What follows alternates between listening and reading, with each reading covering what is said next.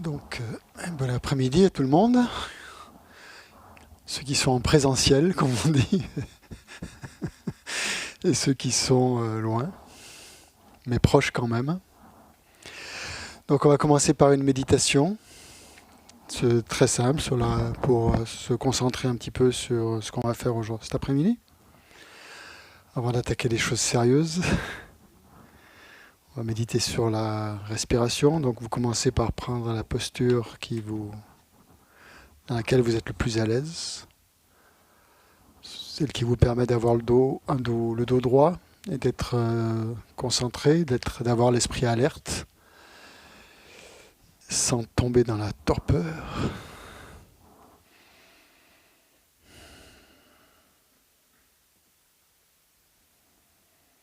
Essayez de ressentir donc cette posture où vous êtes bien centré, bien droit et votre esprit est le plus clair possible.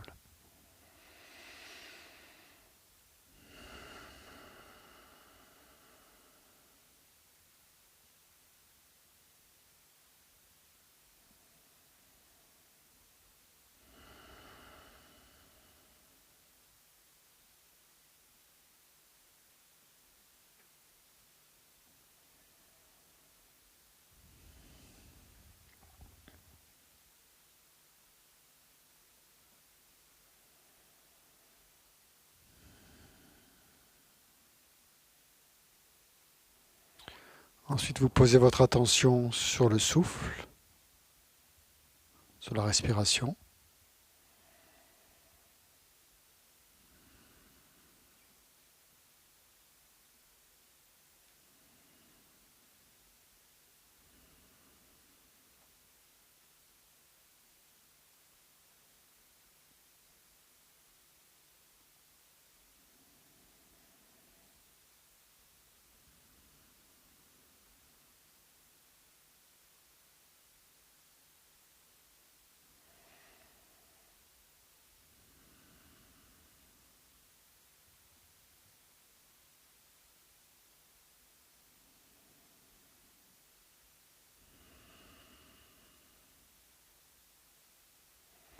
Et chaque fois que vous sentez qu'une pensée vous entraîne, vous revenez sur le souffle.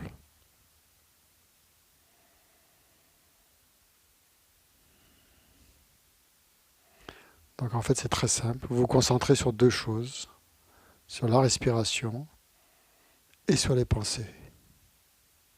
Et vous essayez de remarquer, de noter l'apparition, l'émergence des pensées. Et dès que vous remarquez une pensée, eh bien vous n'êtes plus sur la pensée. Vous n'êtes plus dans la pensée. Vous êtes de nouveau sur le souffle. Donc en fait c'est très simple.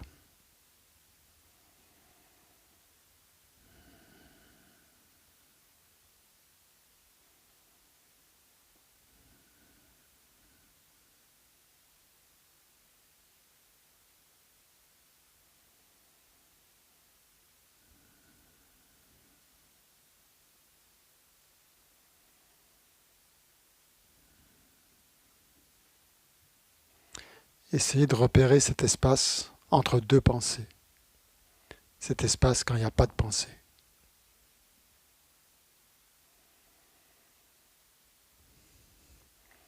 Et essayez de goûter à cet espace. Cet espace vide, clair. Vous n'avez pas besoin de mettre de nom, simplement faites-en l'expérience directement.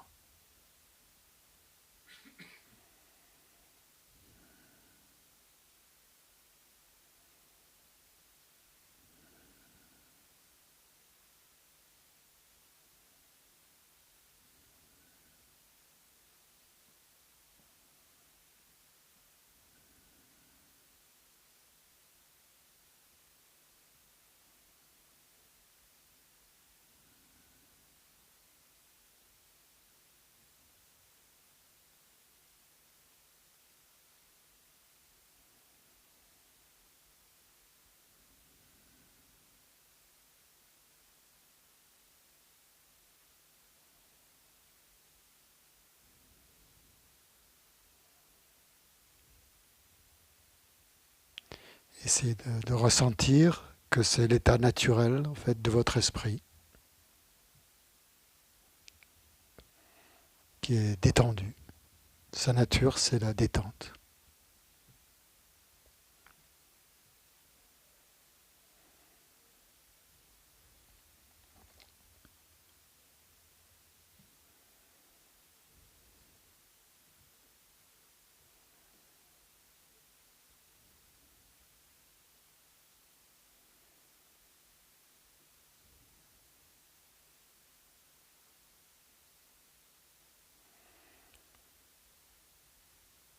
Et les pensées ne sont dérangeantes que si vous vous y intéressez.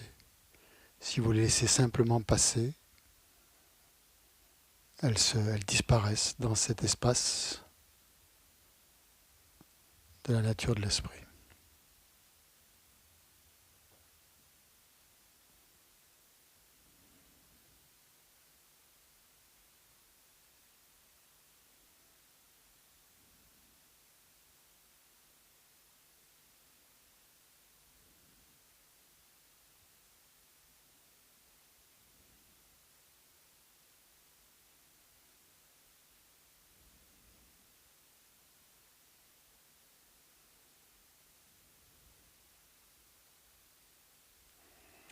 Et quand vous vous concentrez sur cet espace entre les pensées, vous voyez qu'il n'y a pas de jeu, qu'il n'y a pas de moi, que c'est les pensées qui créent ce jeu, ce moi.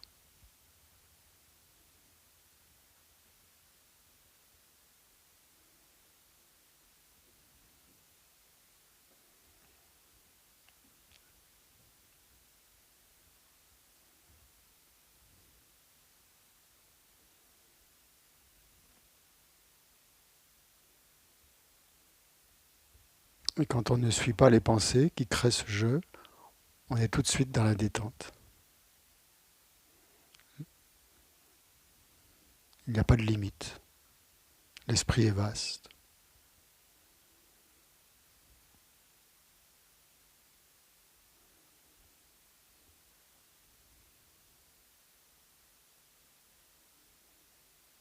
Il n'y a pas de contrainte.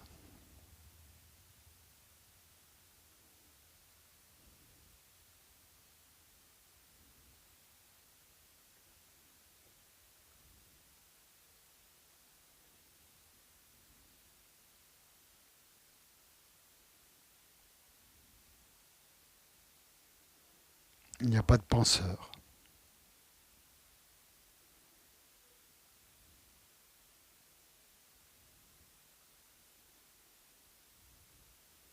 C'est un espace vide, illimité, absolu.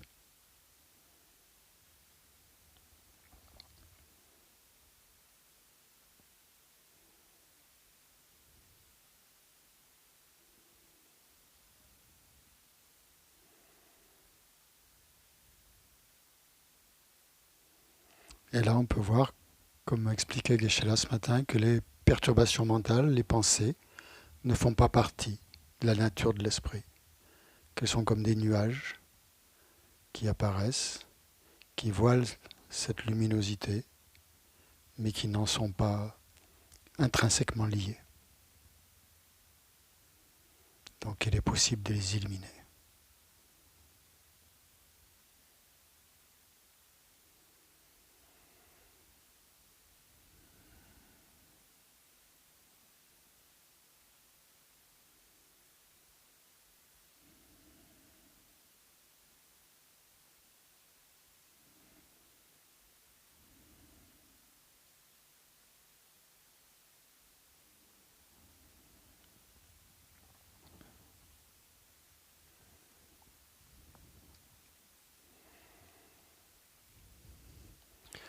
Maintenant, on va utiliser les pensées maintenant, mais on va les contrôler. Au lieu que ce soit elles qui nous contrôlent, c'est nous qui allons les utiliser pour méditer de manière analytique sur le refuge.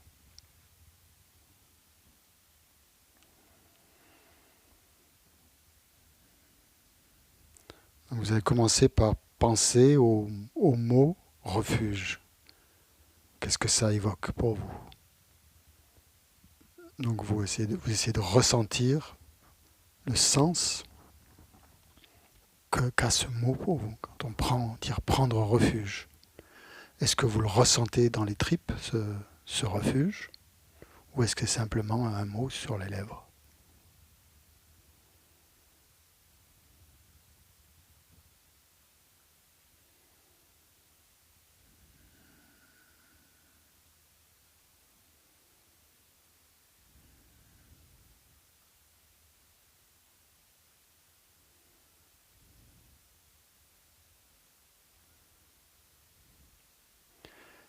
Maintenant, essayez de voir en quoi vous prenez refuge au quotidien. Est-ce que vous prenez refuge dans les 3 joyaux ou est-ce que vous prenez refuge dans d'autres choses, dans votre travail, dans votre famille, dans le chocolat?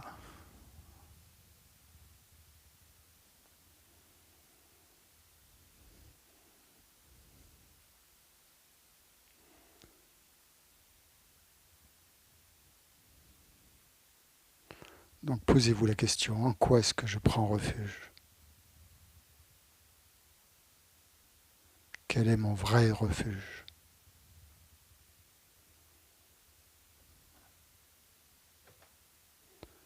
Donc très vite, on s'aperçoit que notre vrai refuge, c'est pas toutes les choses matérielles ou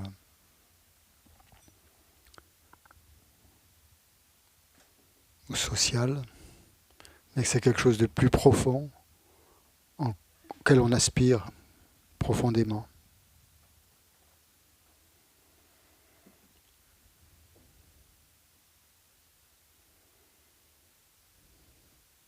Quelque chose qui nous tient vraiment à cœur. Et on sait que c'est vrai, que c'est juste. Et qu'on a complètement confiance en des capacités, des qualités.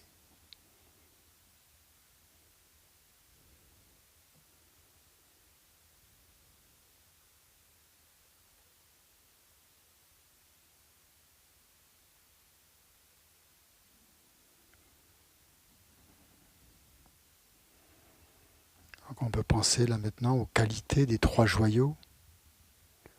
Quelles sont les, souvenez-vous, quelles sont les qualités de ces 3 joyaux? Les qualités du corps, de la parole, de l'esprit d'un Bouddha. Essayez de vous les remémorer.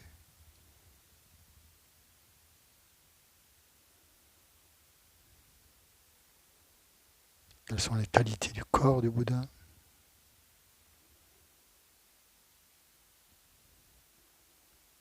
Quelles sont les qualités de sa parole?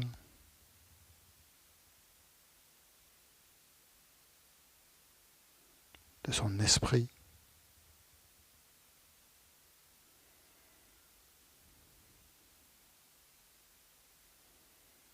Et très vite, on ressent que c'est quelque chose de complètement inconcevable pour nous.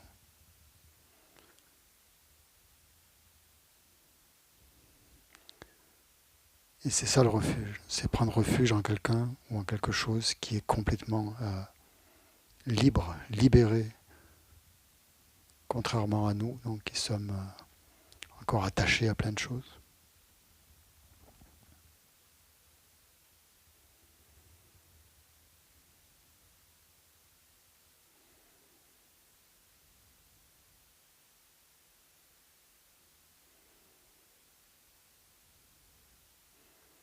On peut simplement penser que le Bouddha, donc c'est cet être pleinement éveillé qui dispose de toutes les qualités,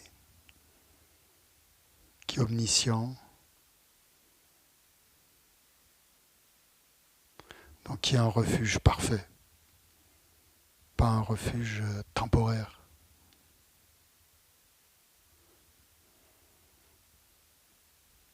Et qu'il n'y a pas de meilleur refuge que celui-là, que, que son enseignement,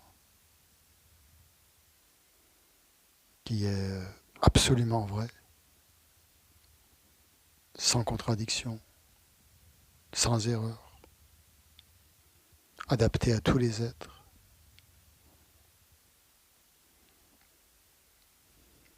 capable de soulager toutes les perturbations mentales, de les éliminer.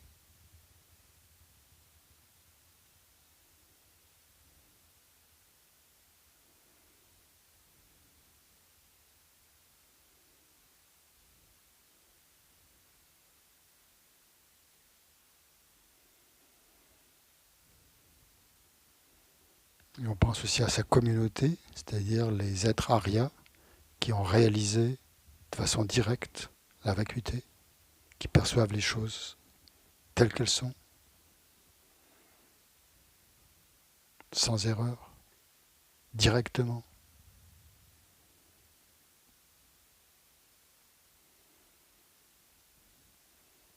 Et qui sont les vrais aides sur la voie.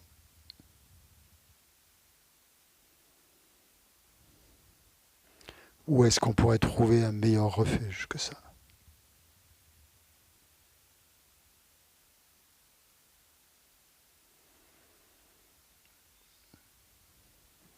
Un refuge capable de nous protéger de tous les problèmes, de toutes les situations, des plus terribles enfers jusqu'au monde des dieux.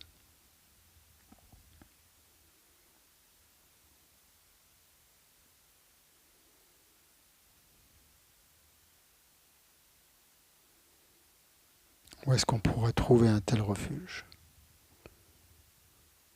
Et malgré tout, on l'a trouvé, ce refuge, grâce aux enseignements que l'on a reçus des maîtres qualifiés. On peut se relier à ce refuge tous les jours, jusqu'à l'éveil. Donc c'est vraiment incroyable, cette chance qu'on a.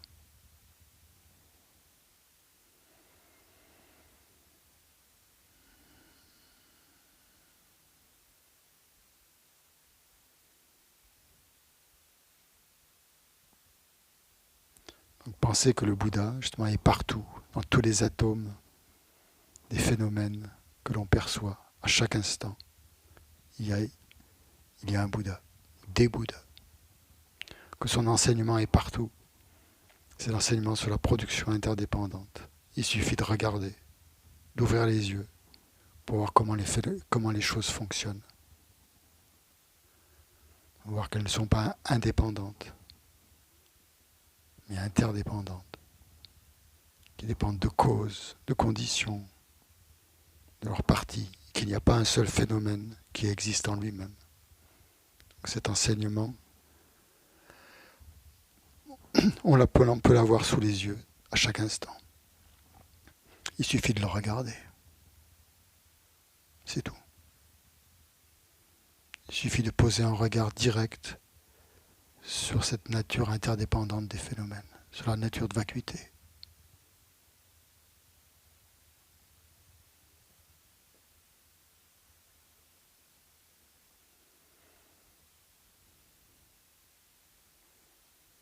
Et le Dharma, il est là aussi sous forme de texte, Dharma conventionnel,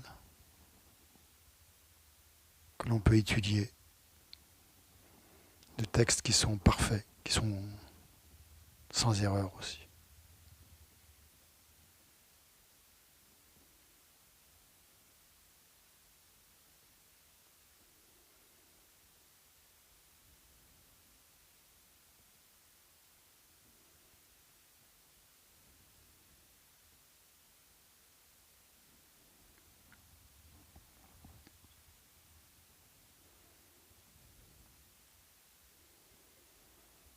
Et on peut aussi ressentir que l'on est guidé par tous les maîtres, que l'on a la chance de pouvoir recevoir des enseignements de maîtres qualifiés directement de leur bouche, de les voir en face de nous, qui sont des conditions incroyables. Pendant le confinement, c'était heureusement qu'il y avait Internet, sinon on aurait été coupé de ces maîtres.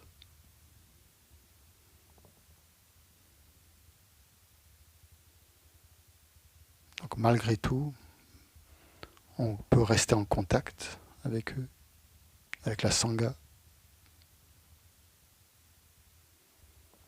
Donc vraiment, on a énormément de chance de pouvoir se relier à ces trois joyaux, quelles que soient les circonstances, quels que soient les événements.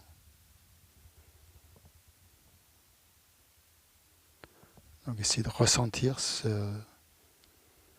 refuge qui est à la fois extérieur et intérieur.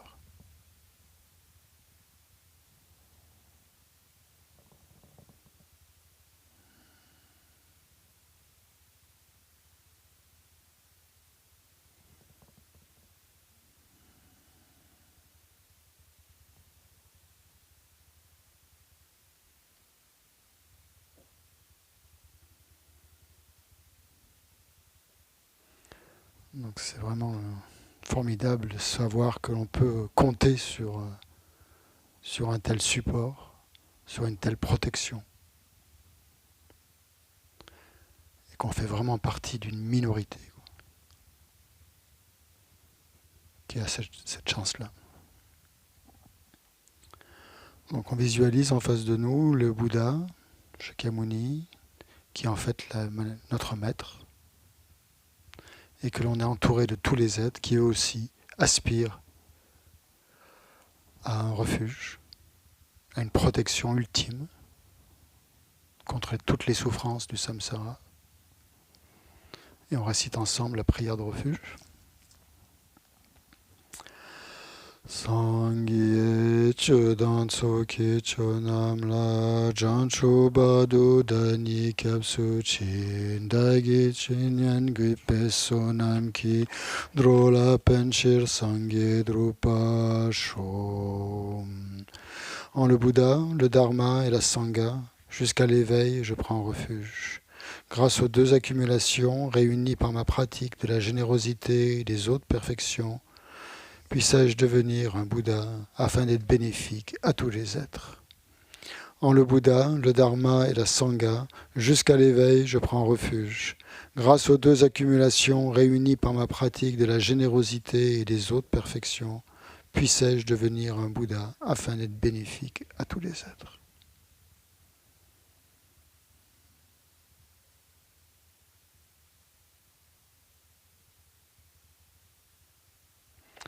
Donc on visualise que des rayons de lumière et des flots de nectar nous emplissent complètement et éliminent tous nos voiles qui nous empêchent de nous sentir vraiment reliés aux trois joyaux. Et ensuite, donc, une lumière dorée nous emplit et nous donne la réalisation de cette confiance totale dans les trois joyaux.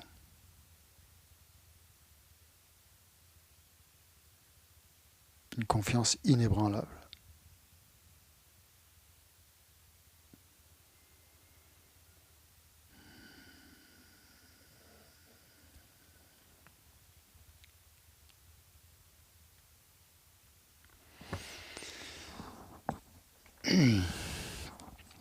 Bien, donc on va faire une petite révision de l'enseignement. Donc je pense que ça va être le dernier jour aujourd'hui, puisqu'après on va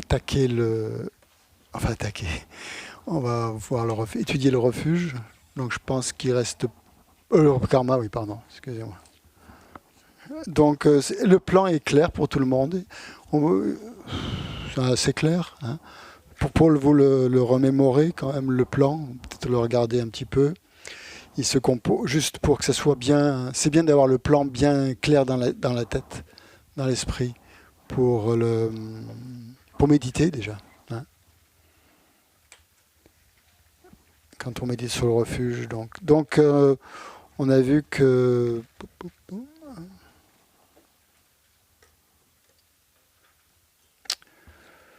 Est-ce que ça se dit? Donc il y a 4 grandes parties. Hein, d'accord? Première partie, les causes du refuge. Okay. Causes. La deuxième, c'est les objets de refuge. Okay. La troisième, la manière de prendre refuge. Et la quatrième, les préceptes qu'il faut suivre quand on a pris refuge.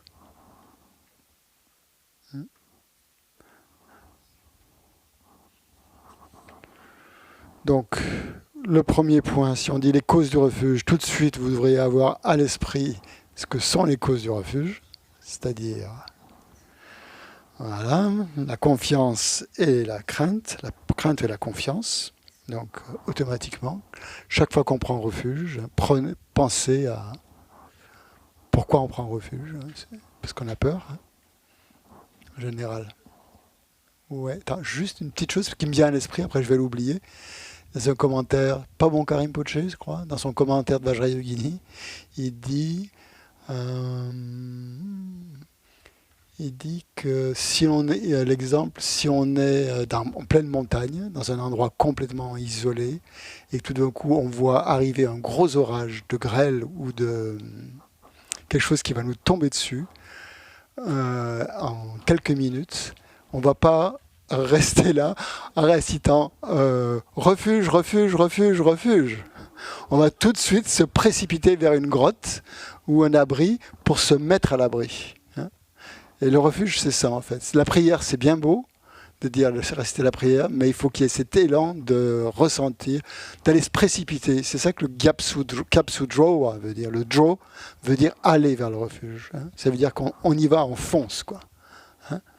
Et de la même manière, donc, comme quand on est dans une situation périlleuse, on ne reste pas là sans rien faire, à attendre que ça se passe, en espérant que ça va nous épargner, quoi.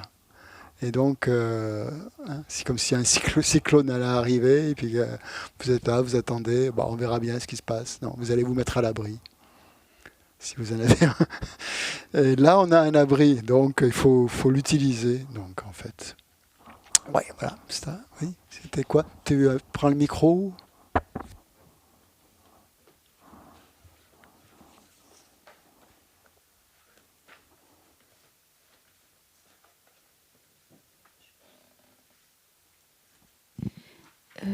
Est-ce que tu peux redonner, s'il te plaît, les 3 niveaux de peur selon les individus de petite capacité, capacité intermédiaire et capacité supérieure? Parce que je crains de ne pas faire vraiment la différence entre la peur des individus de petite capacité et de capacité intermédiaire. J'ai noté pour chacun peur des souffrances du samsara. Non, la première, c'est peur de quoi? Des mondes inférieurs. Ouais. Ça, c'est le refuge spécifique aux individus de capacité inférieure. Il n'est pas partagé par les autres. Ça veut dire que c'est vraiment leur refuge. Donc quand on prend refuge, oui, on peut effectivement. On peut prendre refuge dans les 3 niveaux, quand on veut prendre refuge. C'est-à-dire qu'on ne veut pas tomber dans les mondes inférieurs, c'est sûr. Deuxième, le samsara, on voit qu'il n'y aura jamais de bonheur, quoi. On n'en aura jamais. Le samsara n'est pas fait pour ça.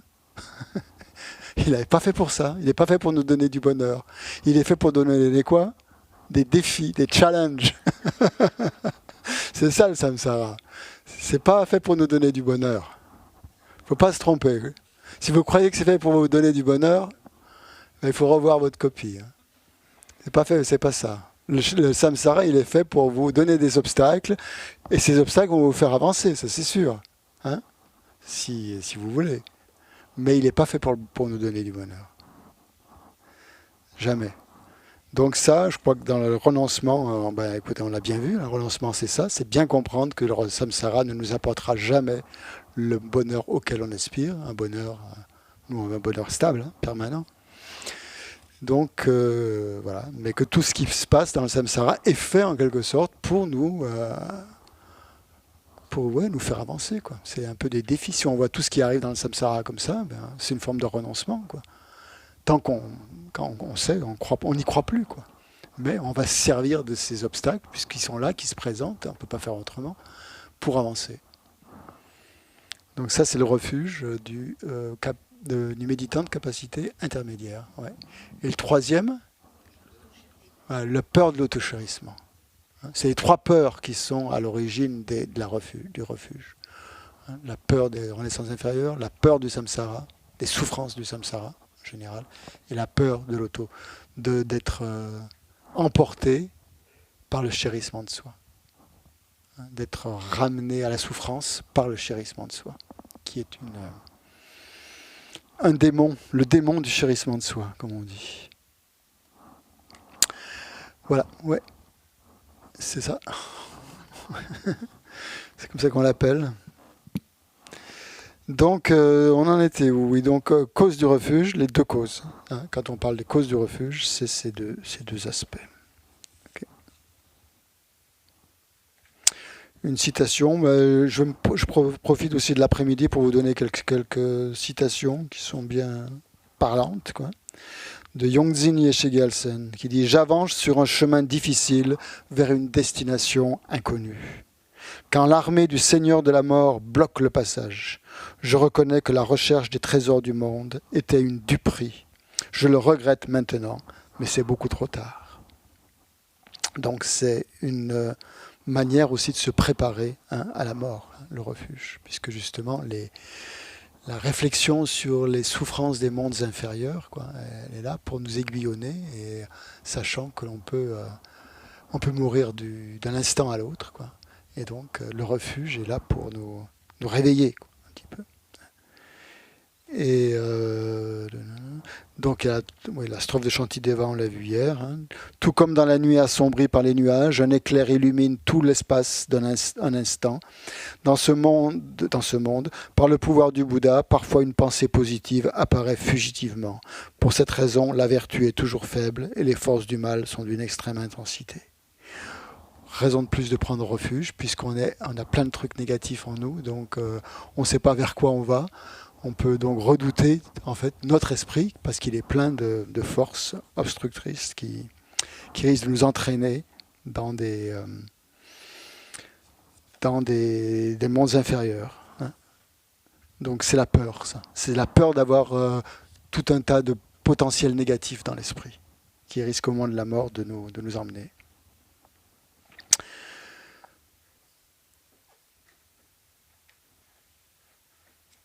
Alors, dans l'Amrim, là, il est dit que de Geshe Sopa, qu'il est par rapport à la confiance.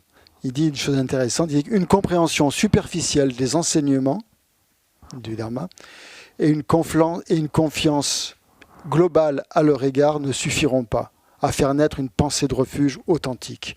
Pour aspirer sincèrement à recevoir leur aide, vous avez besoin de vous relier à eux à un niveau personnel. C'est-à-dire réciter la prière de refuge en ayant plus ou moins confiance dans les enseignements de manière globale. C'est pas suffisant. C'est vraiment, il a insisté aussi, donc c'est vraiment le ressentir, donc la force, le besoin de refuge. Et pour ça, c'est pour ça qu'il y a ces réflexions, ces méditations sur les destinées inférieures, pour nous faire ressentir dans les tripes que c'est une affaire personnelle, quoi, le refuge. Hein. C'est une affaire personnelle. On prend conscience qu'on est à la merci de notre esprit et que notre esprit n'est pas entièrement positif, quoi. Donc on risque de choses. Et quand on a pris conscience de soi, donc c'est déjà prendre conscience de son esprit sans se mentir, quoi. Comment il est notre esprit. Hein. Et donc la peur, naturellement, va surgir. Elle devrait surgir naturellement. Donc il dit, quand votre crainte sera forte et constante, vous allez chercher avec le plus grand sérieux à vous protéger des conséquences de vos actions.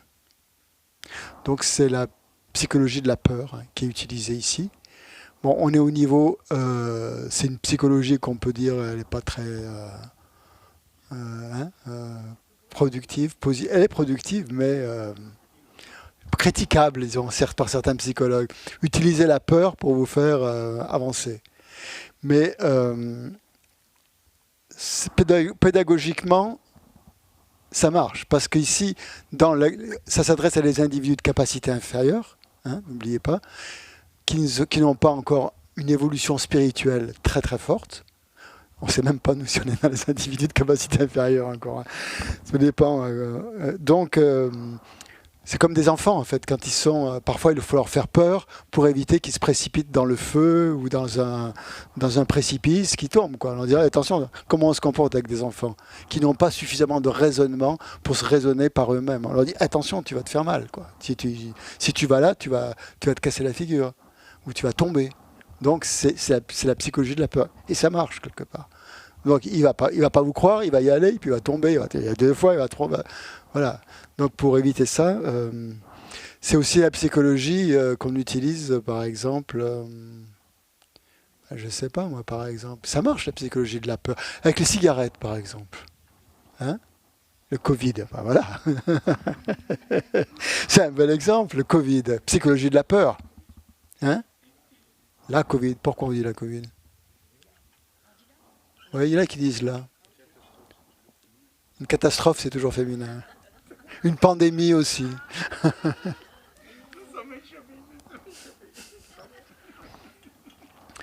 Parce que on dit un virus pourtant. Pourquoi c'est féminin? Oui, l'abréviation, virus, corona. Coronavirus. Ils disent là, oui. La Covid. Hein? C'est quoi? C'est le. Alexis a dit que c'était le, alors c'est le.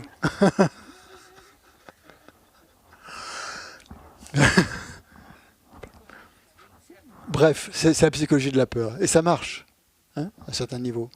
C'est une peur justifiée, c'est une peur salutaire, on peut dire. Hein. Mettre un masque pour éviter d'être contaminé. Ou de transmettre, bien sûr. Oui, oui. Ou de transmettre. C'est plus bodhicitta. Non, tout à fait. Merci, Cathy.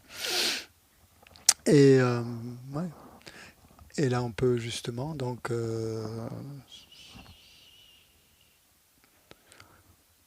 on peut étudier les effets d'un virus en regardant, enfin, voir ce qui se passe. Et puis, bien sûr, c'est une peur qui va surgir. Et fort de ça, enfin, en ayant peur, eh bien, on va se prémunir. Même chose pour la cigarette, hein, le tabac tue, c'est affiché, c'est sur tous les tabacs, hein, c'est aussi une psychologie de la peur. Au début, on n'y croit pas peut-être, mais bon, vous allez faire des enquêtes, vous allez regarder, vous allez regarder des films, vous allez voir l'état de vos poumons quand vous fumez un paquet de cigarettes par jour, vous allez arrêter de fumer, quoi. Voilà. Donc c'est cette psychologie qu'utilise le Lamrim à ce niveau-là, hein, au niveau des enfants, du premier cycle des enseignements. Après, ça va s'affiner un petit peu. Hein. Mais voilà. Donc, bon, bref. Donc, on allait dans les causes de refuge. Donc, c'était ça. Les objets de refuge. Donc, il y a deux parties dans les objets de refuge. Première partie, première chose à faire, les objets de refuge. Enfin, c'est les parties, oui. C'est les identifier, c'est les reconnaître. Hein. On parle de refuge. Quels sont ces objets de refuge? Donc, on identifie ces objets. Hein? Le dharma en premier? Pourquoi tu veux mettre le dharma? Parce que c'est grâce, oui. C'est grâce au dharma. C'est grâce au dharma que c'est l'application du dharma qui lui a permis de devenir Bouddha. Il a créé le dharma. Donc c'est quand même le Bouddha qui prime. Mais non, mais grâce à ça, après, ça a permis. D'accord. Oui. Oui. Grâce à ça, ça a permis à d'autres d'atteindre le même état. C'est ça que tu veux dire. Donc le Bouddha en tant qu'instructeur, le Dharma en tant que véritable refuge, effectivement. Hein, quand on parle du Dharma, on dit que c'est le véritable refuge, c'est la véritable protection, la protection par excellence, à condition de l'appliquer à son esprit. Hein, voilà. Et le Bouddha, donc, c'est celui qui a donné cet enseignement. Et l'autre, la Sangha, donc les assistants qui soutiennent notre pratique. Bon, ça on en reviendra. Donc voilà, donc la reconnaissance, l'identification. Le deuxième point, dans les objets de refuge.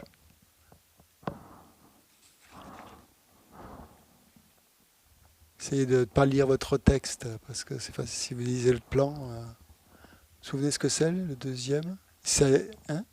Donc une fois qu'on a reconnu, qu'on les a identifiés. Attends. Avant. Oui. Les définir.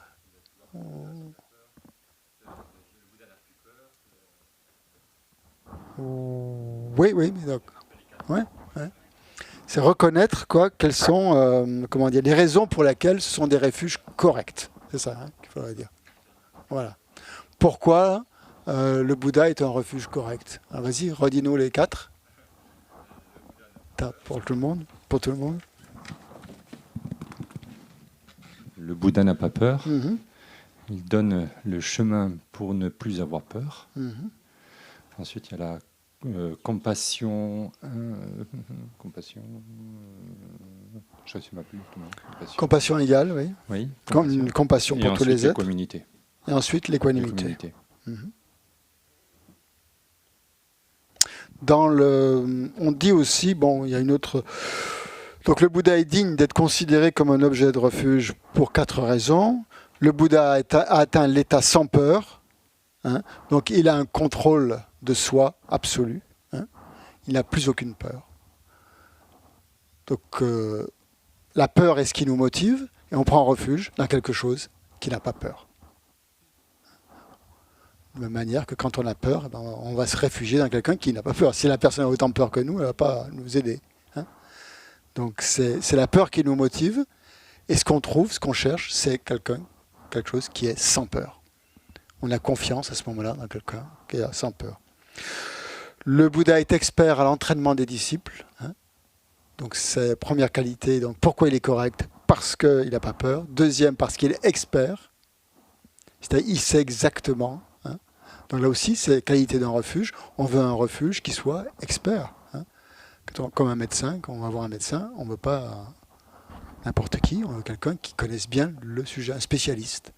Donc le Bouddha est le spécialiste de nos perturbations mentales. Donc l'expertise, son expertise.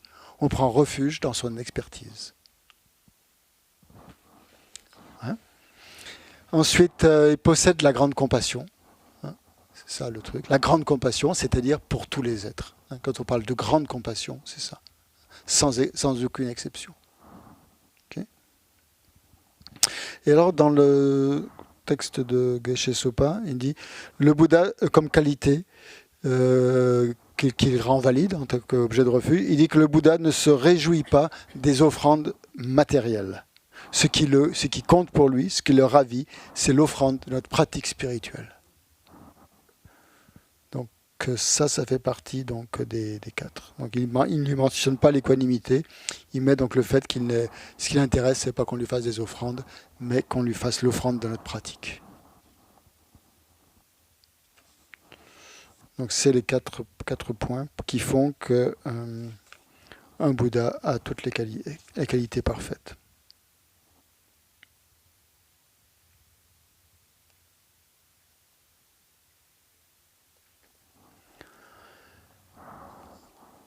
Donc, comment dirais-je? À partir de quel moment est-ce que vous pouvez vous qualifier de bouddhiste? Vous pouvez dire je suis bouddhiste, quand vous avez pris refuge et que vous ressentez ce refuge. Ouais.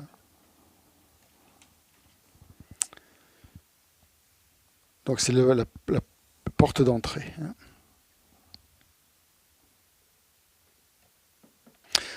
Geshe Sopa dit vous pouvez faire toutes sortes de choses, vous raser la tête, porter une robe de moine, s'asseoir les jambes croisées ou quoi que ce soit dans ce genre-là. Vous pouvez faire toutes ces choses, mais si vous n'êtes pas connecté, relié, si vous ne vous sentez pas relié aux 3 joyaux, vous n'êtes pas bouddhiste. Vous n'êtes pas réellement bouddhiste. Un vrai bouddhiste, c'est quelqu'un qui a un certain niveau de compréhension de ce que sont les 3 joyaux et qui a placé sa confiance en eux. Donc là, on est dans l'embrasure de la porte, là, qu'à partir de ce moment de cet enseignement, ça fait partie donc justement de, dans le plan. Si vous avez le plan, vous pouvez regarder comment c'est. Non, c'est pas là. Comment le premier. Non. Comment s'en remettre aux méthodes qui apportent le bonheur dans les vies futures, ça s'appelle. Donc, comment s'en remettre aux méthodes qui apportent le bonheur dans la vie future. C'est la première méthode, numéro 1, vous voyez, c'est 2.1, c'est s'entraîner dans le processus de prendre refuge. C'est dans le... Ouais. Dans la page, je sais pas, moi je l'ai sur mon truc. Là. C'est le refuge, là. Comment s'en remettre, en haut de la page. Qui fait référence... ouais.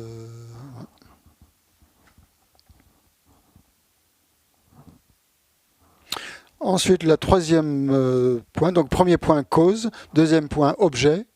Troisième, la manière de prendre refuge. Donc, cette manière de prendre refuge, c'est le plus détaillé, quoi. En fait, c'est ça qu'il faut qu'on fasse. Hein. C'est ce processus de prendre refuge. Il y a quatre parties. Appréhender les qualités des 3 joyaux.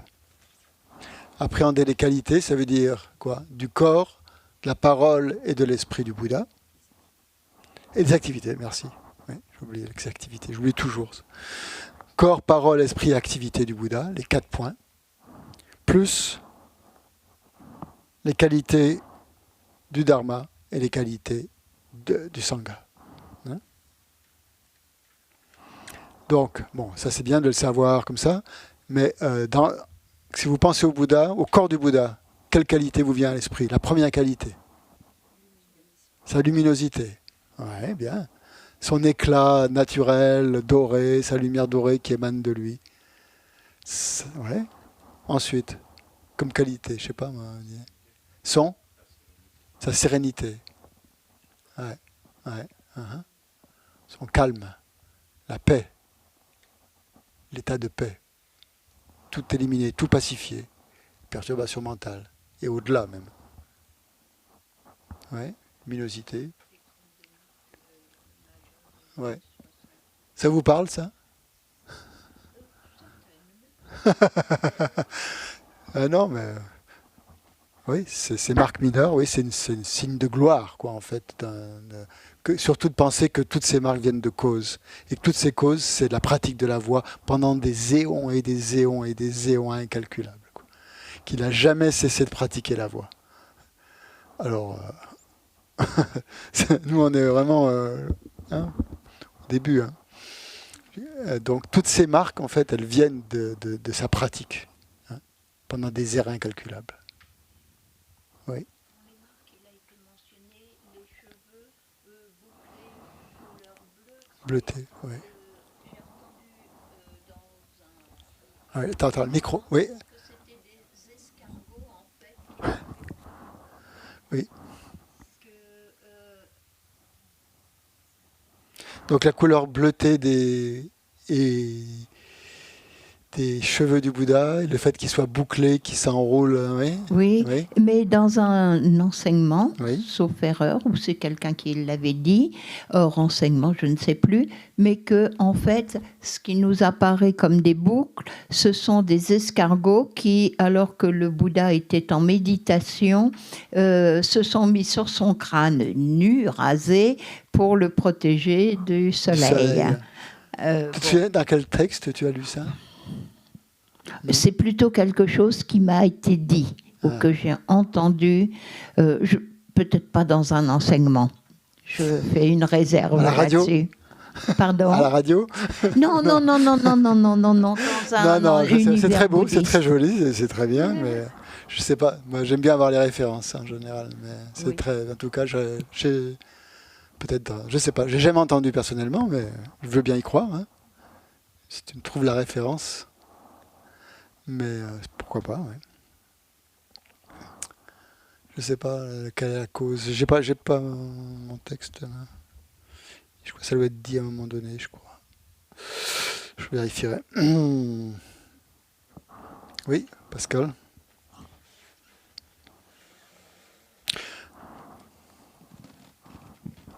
Moi, quelque part, juste avec ces histoires de marques, il y a quand même eu un Bouddha. Alors oui, je réponds à une question. Tiens, merci. Oui. Je profite d'une question de quelqu'un qui disait que pourquoi on disait que le Bouddha Shakyamuni était le 4e Bouddha, parce qu'il y en a eu 3 avant lui en fait, hein, historiquement. Hein. Dont un qui s'appelait Krakuchanda, je me souviens plus leur nom. Je les ai lus, mais je les retiens pas. Il y en a que je retiens, c'est Shakyamuni, et le 5e, Maitreya. Mais il y en a eu 3 avant lui, dans des ères précédentes. Le Bouddha Shakyamuni, il correspond à notre ère. Il est apparu dans notre ère de déclin, on dit. C'est une ère de déclin, et il correspond à notre ère. Donc on a la chance finalement d'être né quand même à une époque où un Bouddha est apparu, le Bouddha Shakyamuni. On a peut-être eu des contacts avec les Bouddhas précédents, j'en sais rien, mais en tout cas, on bénéficie actuellement, dans cet âge de déclin, des enseignements du Bouddha Shakyamuni. Mais il y en a eu d'autres avant lui, effectivement. Et ça, c'est des Bouddhas, disons, historiques. Mais en plus de ça, il y a des Bouddhas partout. Des êtres qui ont réalisé l'éveil, il y en a plein. Qui ne sont pas forcément nommés et qui sont dans des terres pures, entourés de bodhisattvas, en train de transmettre tel ou tel enseignement. On ne sait pas. Donc, ces Bouddhas aussi agissent pour le bien des êtres de différentes façons, qu'on ne voit pas. C'est ce qu'on appelle les différents corps de forme.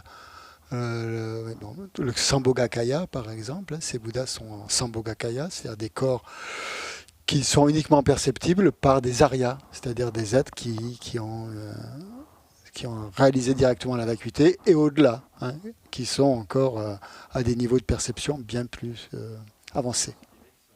Attends, le micro.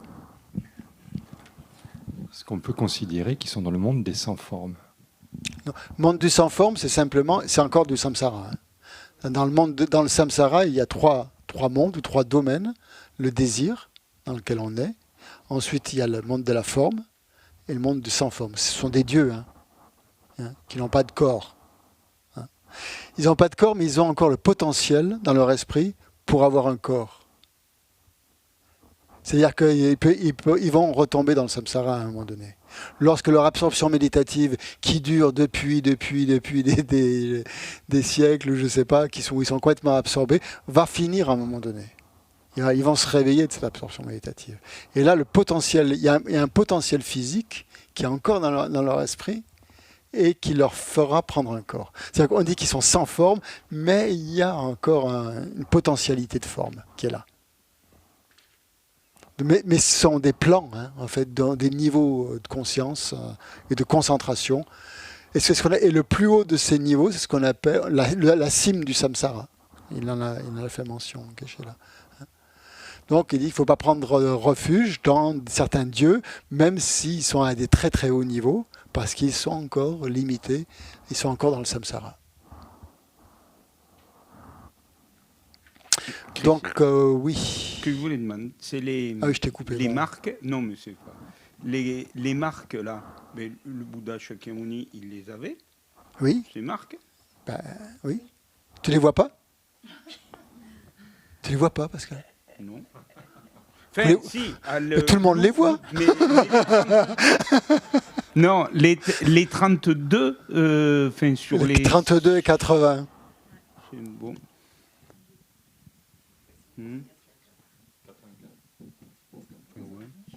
Oui.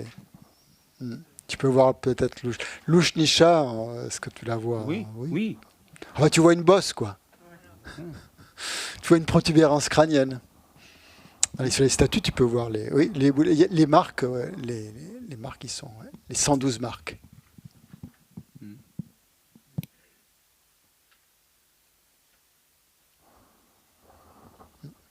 C'est les marques d'un Bouddha, oui. Alors là, la question c'est est-ce que le Bouddha a eu ces marques quand il a eu l'éveil? J'y étais pas, mais je ne sais pas, je ne saurais pas le dire si elles apparaissent au moment même. C'est un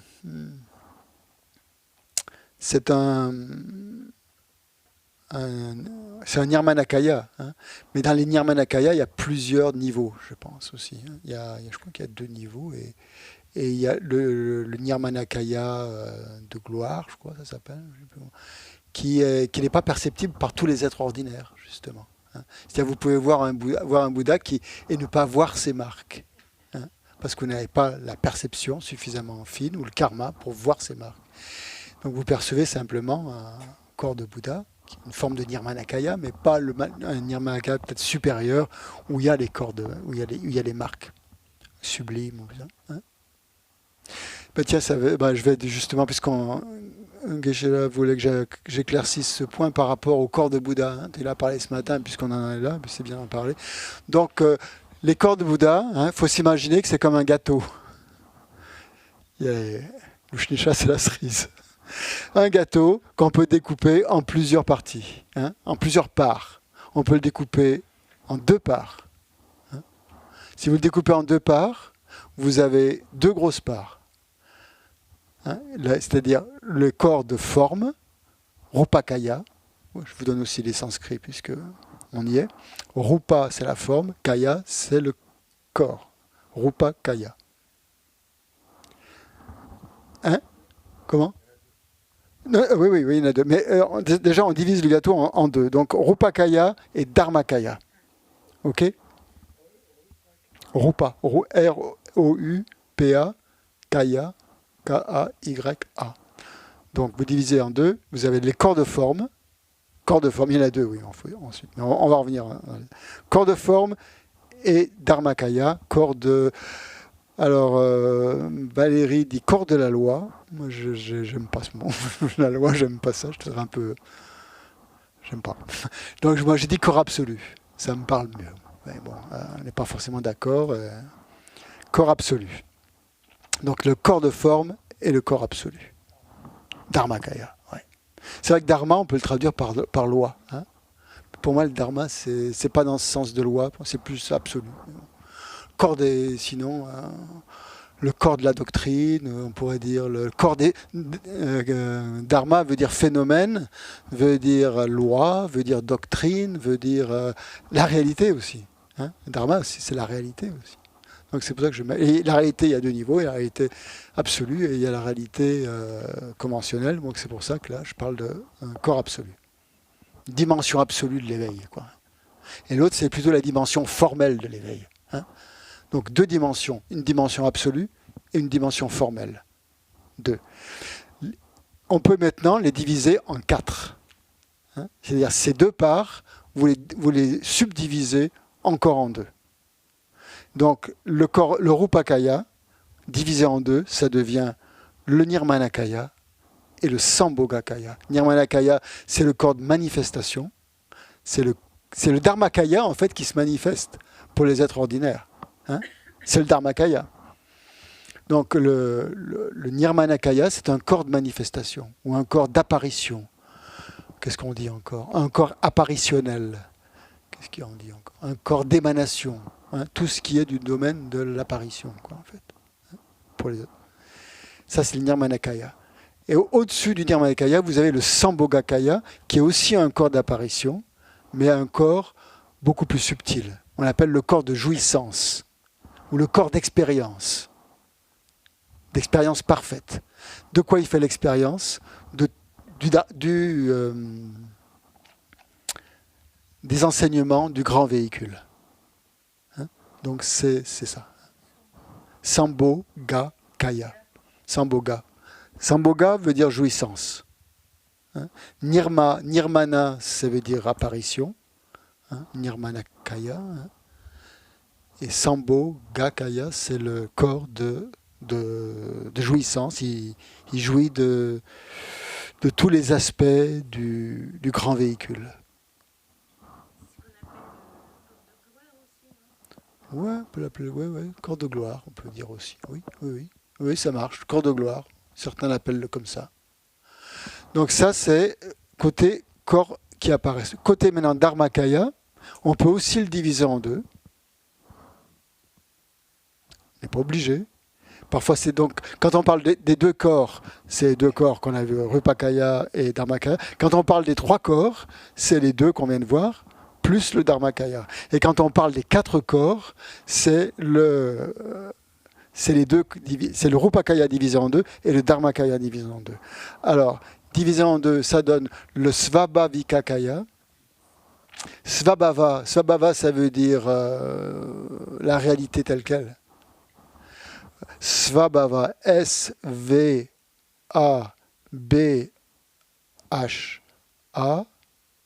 Svabhava, V-A, Svabhavakaya, Svabhava, Svabhava, Kaya.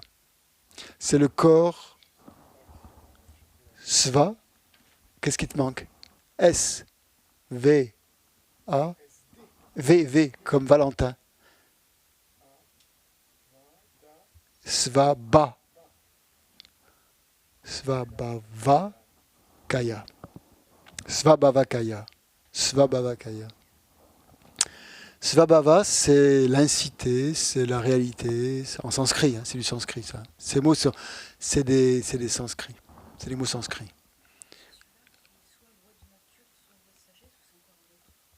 Ça, alors là, c'est ce qu'elle a défini comme le corps de la loi de nature. Oui, Svabhava, ça veut dire nature aussi, effectivement. Donc c'est le corps absolu, moi je ne dis pas la loi, je dis corps absolu, naturel, ou de nature. Ouais. C'est quoi? C'est la vacuité de l'esprit d'un Bouddha. C'est la vacuité dans l'esprit d'un Bouddha. Dans l'esprit d'un Bouddha. C'est le Svabhavakaya. Oui, ou ou dans, peu importe. Oui, c'est pareil. Le vacuité de, on va dire de. Oui. Voilà, parce que dans, ça fait un peu contenu. Bon, c'est pas génial. La vacuité de l'esprit d'un Bouddha. Et l'autre, c'est le Jnana Dharmakaya. Donc on retrouve Dharmakaya dedans. Et Jnana, c'est la sagesse. Jnana, J-N-A-N-A.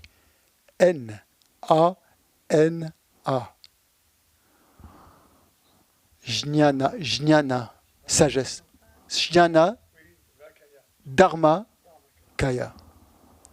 C'est comme Valérie a dit, le corps de la loi de sagesse. Le corps absolu de sagesse. C'est l'esprit omniscient d'un Bouddha. Donc voilà les 4 corps. Hein? Possibilité de diviser en 4. Donc le corps absolu,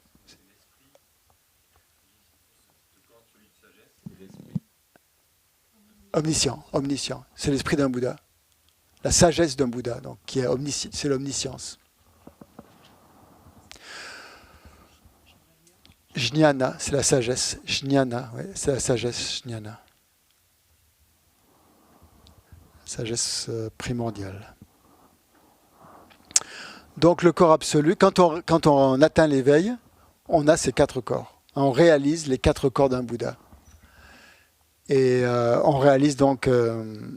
mais ces 4 corps apparaissent en même temps.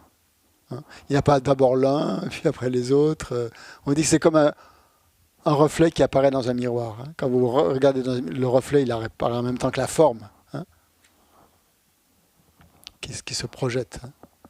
Donc quand on réalise l'état de Bouddha, on a automatiquement ces 4 corps qui permettent... Donc le corps, le Dharmakaya, c'est bénéfique à soi-même, uniquement. Non, c'est un plan, on pourrait dire un niveau, une dimension. Ouais. On dit un corps, mais là le mot corps, bien sûr, c'est trompeur. Hein. C'est pas un corps, c'est une dimension, dimension de l'éveil. C'est une dimension de l'éveil. Donc il y a 2 dimensions de l'éveil. Une dimension qui est complètement absolue, ça c'est le Dharmakaya, vérité absolue, et une autre qui est plus reliée aux êtres ordinaires et bodhisattvas. Parce qu'il n'y a pas que des êtres ordinaires. Les gens qui ont réalisé la vacuité, ils ont encore Bouddha, mais ils perçoivent des choses que l'on ne perçoit pas. Et donc le Bouddha apparaît aussi pour eux. Hein? Il faut aussi que ça apparaisse pour eux. Il ne faut pas que simplement qu'il apparaisse de manière ordinaire. Donc il apparaît sous différentes formes pour ces êtres-là. Alors là, il y a de multiples formes aussi de Sambhogakaya, hein, en fonction des bodhisattvas. Donc, on dit que ces 2 corps, le corps formel, le corps de forme et le corps absolu, sont bénéfiques à soi-même et aux autres. Le Dharmakaya, il est bénéfique qu'à soi-même. C'est-à-dire, pour les êtres, on ne peut pas rentrer en contact avec le Dharmakaya. C'est comme ça. C'est la nature de l'esprit. Et les autres, par contre, sont bénéfiques aux autres. Donc quand on pratique les deux accumulations, hein, méthode et sagesse, les accumulations de méthode vont sèment la graine en fait pour obtenir les corps formels d'un Bouddha, pour pouvoir être bénéfique aux autres. Et la méditation sur la vacuité implante les graines pour avoir le Dharmakaya, qui sont donc les deux corps de Bouddha. Hein. Donc c'est la description parfaite de l'éveil, ça, l'union de la méthode et de la sagesse. Hein.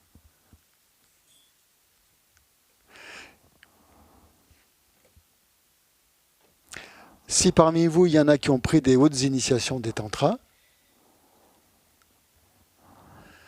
vous savez que pendant le processus d'initiation, on reçoit 4 initiations. Hein. Et ces 4 initiations correspondent à ces 4 corps. Elles mettent les graines, les semences, pour manifester ou acquérir, je ne sais pas comment vous voulez dire, les 4 corps d'un Bouddha. Donc c'est relié. L'initiation, bon, je ne vais pas rentrer dans les détails, on n'est pas dans les tantras, comme a dit Geshe-la ce matin. C'est pour ça qu'on ne dit pas Om. Dans le mantra, oui, pour la personne qui avait posé la question donc, sur Internet, donc pourquoi on ne dit pas Om dans le mantra O de la Prajnaparamita, on ne dit pas Gate Gate, Parla Gate, c'est parce qu'on est donc dans une récitation de type des sutras et pas des tantras. Donc on ne met pas le Om. Voilà. Bien, donc des questions sur ces 4 corps?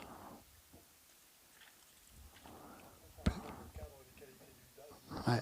Ouais, on peut dire ça, ouais. Ouais. Ouais. Donc, du corps du Bouddha. Ouais. Du corps du Bouddha.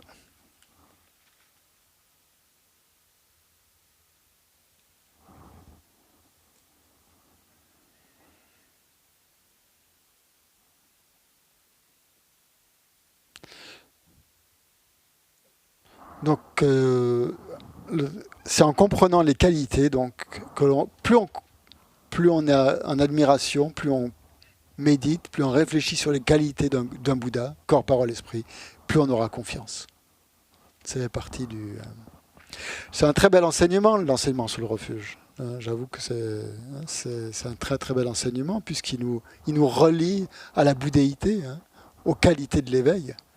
Et ces qualités, comme dit l'Uttara Tantra, elles sont déjà là quelque part. Si on peut se relier à ces qualités ou les admirer, c'est que quelque part, en nous, elles sont déjà un peu présentes, quoi. Enfin, j'aime à le penser, j'aime à le croire. Non, sérieux.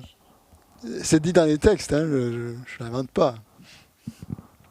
Ensuite, on parle donc les qualités de sa parole. Qu'est-ce qui vous vient à l'esprit quand vous pensez aux qualités de sa parole, spontanément?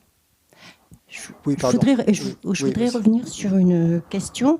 En fait, parce que Geshe-la nous a dit ce matin, l'esprit omniscient d'un Bouddha est impermanent, mais sa vacuité est permanente. Il n'a pas dit ça. Oui. Il parlait des 2 corps, du corps absolu. Donc l'aspect de vacuité, oui. Donc du corps, du Dharmakaya, est permanent. Parce que la vacuité est permanente. Oui. Tandis que les autres corps, corps de sagesse, c'est impermanent. Hein? Dans le Dharmakaya, il y a les 2 aspects, corps de sagesse et corps absolu de nature. Hein? Le corps de nature qui fait référence à la vacuité de l'esprit d'un Bouddha est permanent, parce que la vacuité est permanente. Hein? Et l'autre, le Jnanakaya, Jnana Dharmakaya, plus exactement, il est impermanent. Voilà. C'est ce qu'il a dit, je crois. Hein? 2 aspects. Un aspect impermanent et un aspect permanent. La vacuité est permanente.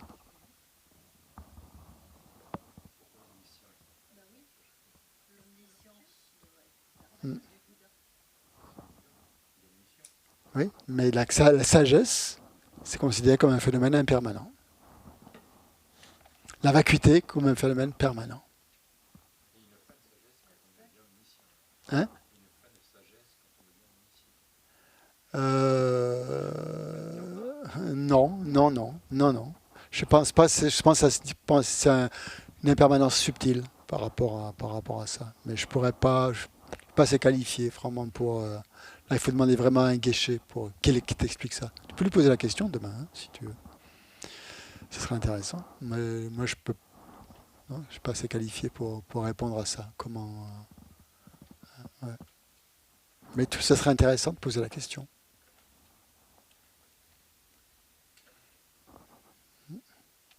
Que la vacuité est permanente, ça va? Dire que la vacuité est permanente, ça ne pose pas de problème? Jusqu'à présent, on nous dit que la vacuité dépend des objets qui sont de la nature de la vacuité. Alors, ça paraît être en contradiction. Ouais, ben voilà. Pourquoi la vacuité? Pourquoi est-ce qu'on dit que la vacuité est permanente? Bon, voilà. Je ne vais pas me lancer là-dedans parce que c'est très subtil. Je ne voudrais pas dire des bêtises, faire des erreurs en tout cas, et puis vous mettre de mauvaises empreintes. Donc je préfère rien dire. Hein? Je pense que Geshe-la pourra plus y répondre. Ouais. Vacuité permanente, oui.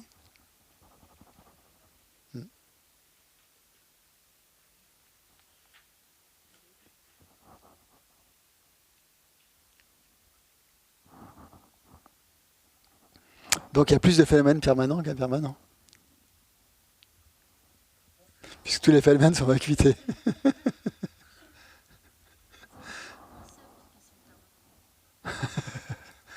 Ah bon? Je pense pas. S'il y a quelque chose d'impermanent, à mon avis, c'est bien les concepts qui durent le temps. Mais la vacuité, justement, étant non conceptuelle, la réalisation de la vacuité étant non conceptuelle et permanente. Ça, j'arrive à, disons, à le comprendre. Oui.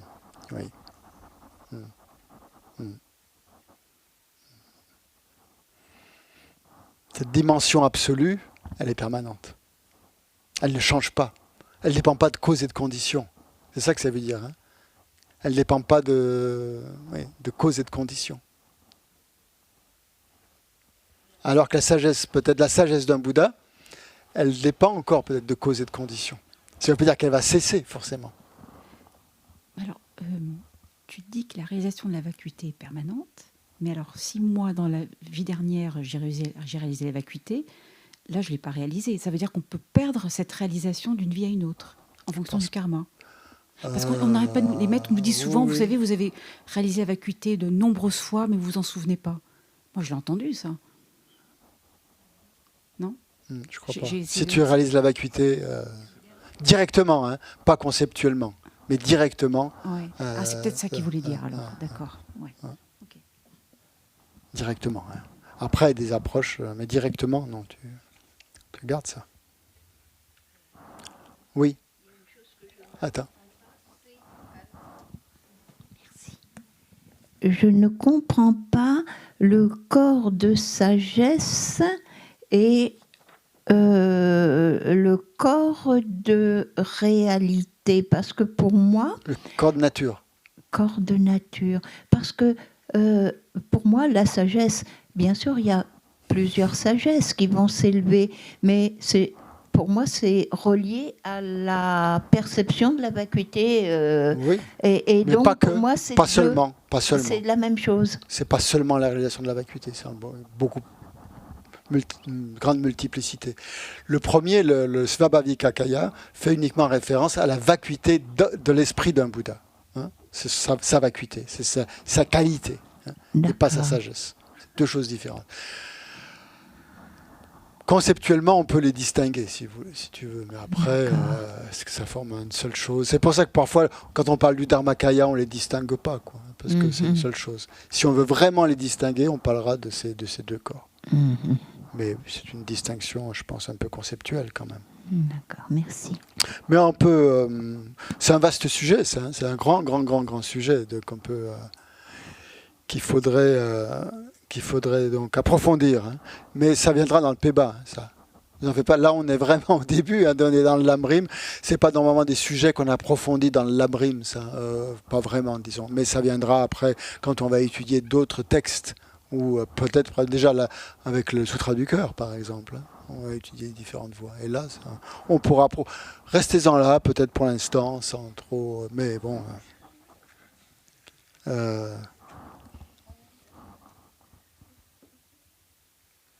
Bien, donc on en était dans les objets de refuge. La parole, oui. Alors, la parole, je t'avais posé la question sur la parole. Qu'est-ce que ça évoque pour vous, la parole du Bouddha? Voilà. Il s'adapte à tous les niveaux. Ça, c'est bien. Hein? Oui, une sagesse, c'est son esprit, la sagesse. Pas sa parole. On parle des qualités stricto sensu de sa parole. Sa douceur, oui. La portée, oui. Qu'on entend aussi bien de près que de loin. Tout le monde, il répond à tout le monde en même temps. Sans que ça soit... Ouais, tout le monde entend, hein, en un seul mot. Et quel que soit l'entendement des êtres, justement, c'est adapté. Son auditoire, aussi nombreux soit-il, il répond en un seul mot. Ouais. Donc ça, c'est les qualités. Son esprit, on en a déjà parlé pas mal. 2 aspects qu'on retrouve dans la pratique, hein. Connaissance, sagesse et compassion. Hein. Donc sa connaissance, son omniscience, qui voit quoi? Les 2 plans, c'est-à-dire la réalité ultime et la réalité conventionnelle. Il voit les phénomènes dans leur multiplicité et dans leur incité. Hein? Simultanément. Ouais. Ça fait rêver, oui. Donc on dit il voit les phénomènes tels qu'ils sont et tous autant qu'ils sont.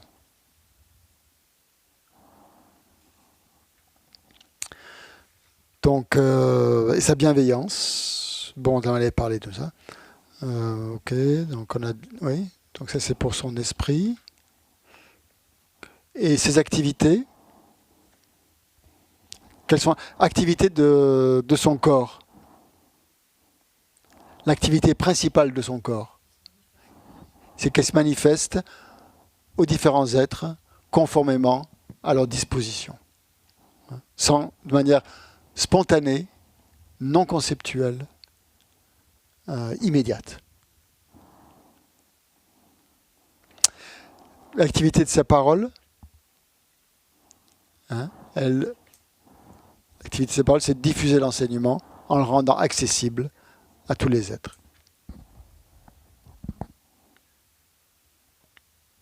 Et cet enseignement, donc, va mettre des qualités en nous. Le fait d'entendre cet enseignement du Bouddha implante des qualités en nous. Et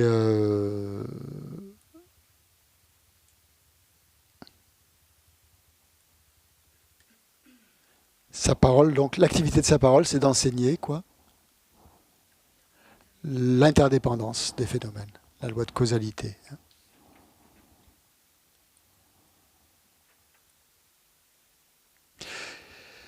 Son esprit, activité de son esprit.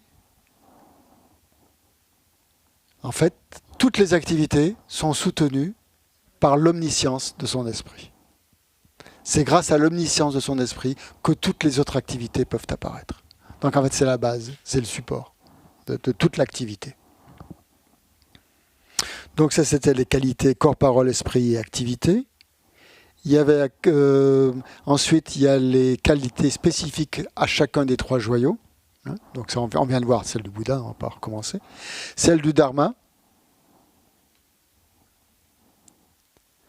C'est qualité du Dharma. C'est quoi le Dharma? Ça, c'est les 2 dernières nobles vérités. La vérité de la voie ou du chemin, la vérité de la cessation. La vérité du chemin, c'est quoi? C'est une conscience supérieure, la conscience de Narya, d'un être Arya, qui a réalisé directement la vacuité. Ça, c'est là le chemin. Hein, la vérité de du chemin. Et la vérité de la cessation, c'est cette connaissance supérieure qui a réalisé directement la vacuité, qui l'applique justement pour contrecarrer les émotions perturbatrices, pour les faire cesser, hein, pour faire cesser les émotions perturbatrices. Dans les émotions perturbatrices? Non. Non? Non, non, pas forcément. Non, parce que l'autochérissement, c'est réservé aux bodhisattvas qui sont sur la voie des bodhisattvas. Mais dans le Hinayana, par exemple, ils prennent refuge aussi dans les trois joyaux, dans le joyau du Dharma, qui est justement d'éliminer toutes les perturbations mentales.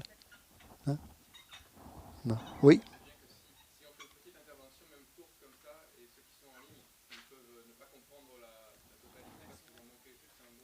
Oui, donc il faut que je répète. D'accord. Oui. T'as des remarques? D'accord. C'est vrai qu'on est entre nous, pardon, excusez-nous, on est un peu...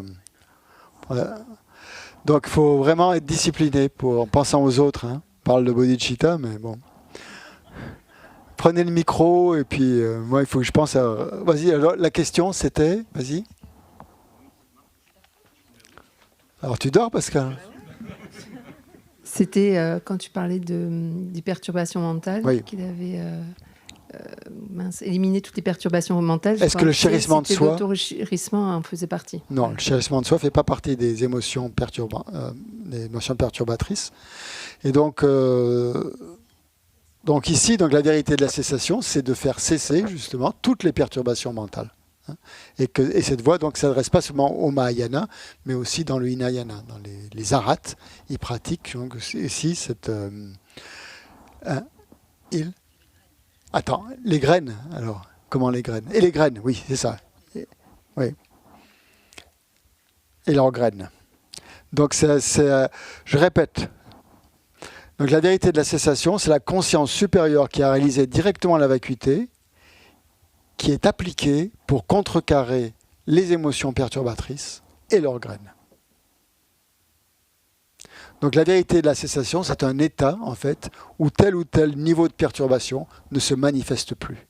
Hein, il y a tout un panel de perturbations mentales à éliminer. Hein, il y en a tout un... Voilà. Donc la cessation, c'est de les éliminer les unes après les autres. Donc c'est ça la vérité de la cessation. Donc c'est en appliquant la vérité de la voie que l'on parvient donc, à la bouddhéité. Okay.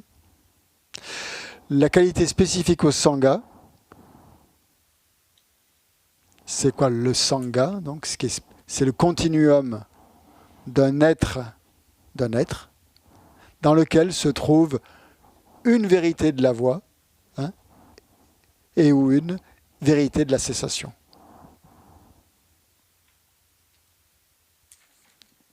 Donc un Arya, c'est un être, comment? Oui, tu veux que je réexplique?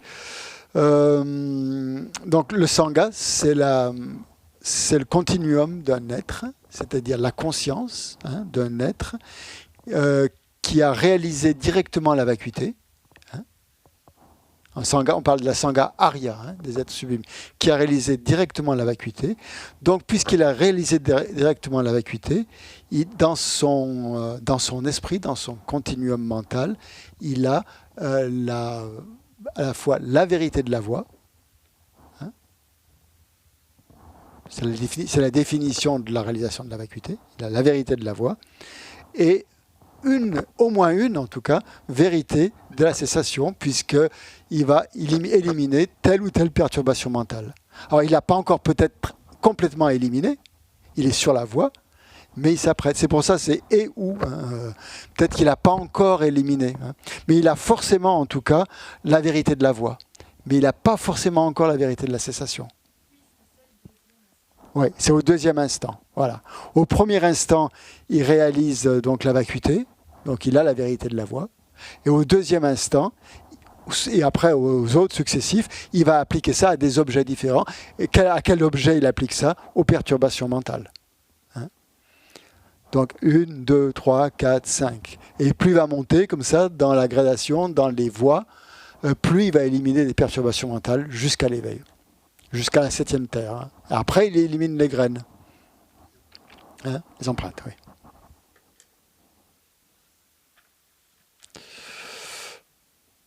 Donc voilà, donc ça c'était le troisième. On est dans la manière de prendre refuge. On a vu donc qu'il fallait appréhender toutes ces qualités, c'est ce qu'on vient de faire. Deuxième point, c'est appréhender c'est reconnaître la reconnaissance des spécificités.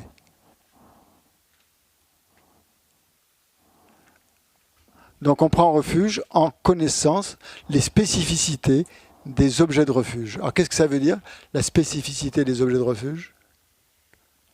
C'est premier point, il y a 3 points. Là c'est la spécificité des objets de refuge. Premier point, c'est voir la différence, voir ce qui les rend spécifiques par rapport aux autres traditions non bouddhistes. Hein? Combien l'enseignement du Bouddha est différent des autres traditions? Parce que non seulement l'enseignement du Bouddha vise à, bien sûr, renoncer au samsara, mais en plus à se libérer et à atteindre l'éveil. Tandis que les autres traditions non bouddhistes, on va dire, ou hindouistes, puisque ça faisait référence à l'Inde, elles enseignent certes à se détacher de cette vie, à atteindre une certaine forme de libération, mais restent encore dans le samsara. Donc pas être complètement libéré du samsara. On peut monter jusqu'à la cime du samsara, mais elles ne vont pas au-delà de la cime du samsara. C'est-à-dire qu'on peut rentrer dans des absorptions profondes, extrêmement profondes, en pratiquant ces autres voies, des ataraxies, on appelle ça, c'est-à-dire où votre esprit est complètement absorbé dans un état qui est presque inconscient, quoi, en fait. Même je crois que c'est inconscient, c'est une forme d'inconscience, quoi. Mais vous êtes dans une béatitude suprême, sublime. Seulement, ça reste conditionné encore. Hein. C'est limité au samsara, vous n'êtes pas au-delà. Donc la spécificité de l'enseignement, c'est de montrer le chemin, donc comment pour se libérer et parvenir à l'éveil. Donc là, c'est la spécificité de l'enseignement du Bouddha. Le deuxième aspect, c'est justement de prendre refuge en distinguant les 3 joyaux et leurs caractéristiques respectives. Hein, c'est ça. Et le troisième aspect, c'est de prendre refuge, de ne pas prendre refuge en autre chose que les 3 joyaux.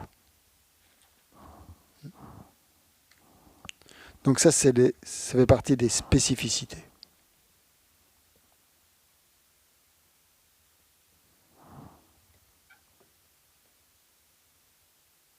Voyant donc les qualités des 3 joyaux, on va spontanément, on ne prendra pas refuge dans autre chose, quoi, puisqu'on voit leur supériorité.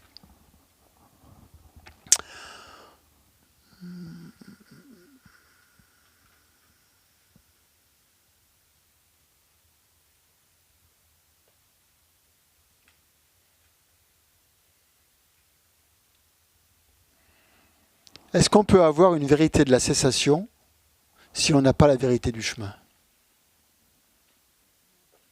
Non? Personne dit oui? Non? Non? Ok, c'est bien.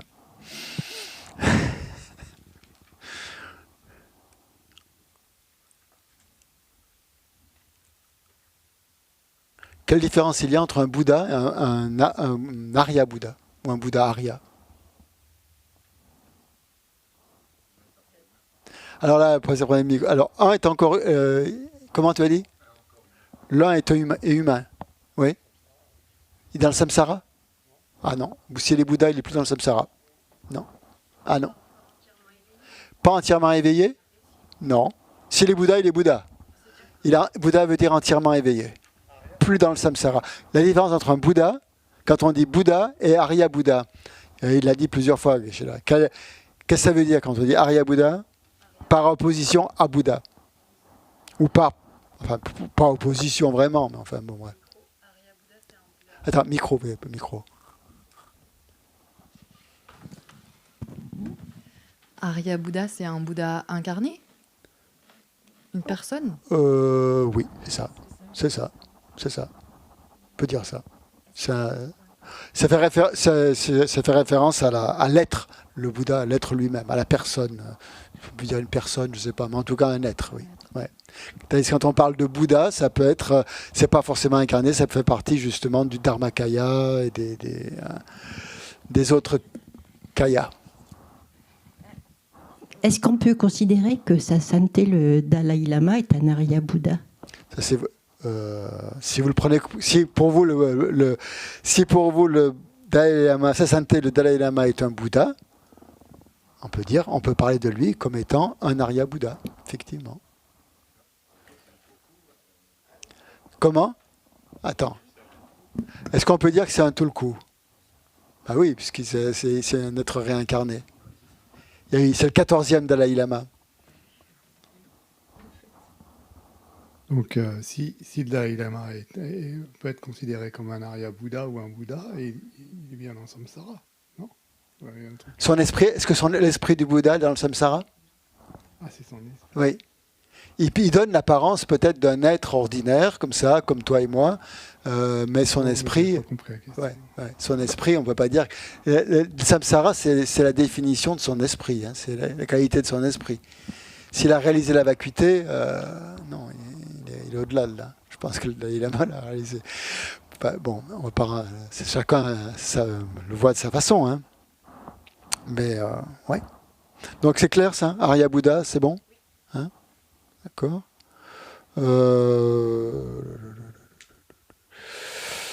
Oui.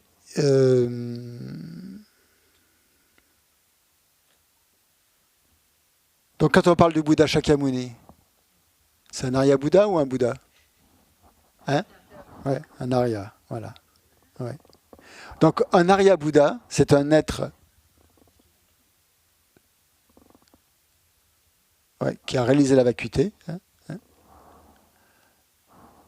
Forcément. Hein?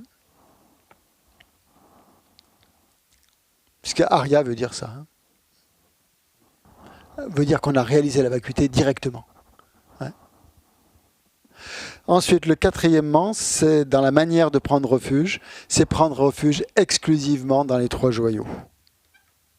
Donc je répète les quatre manières. Appréhender les qualités, voir les spécificités donc, du refuge bouddhiste. Ah non, j'ai sauté un, pardon. J'ai sauté le troisième. C'est prendre refuge. Troisième, c'est prendre refuge du point de vue de l'engagement. Engagement, bon, le terme n'était pas...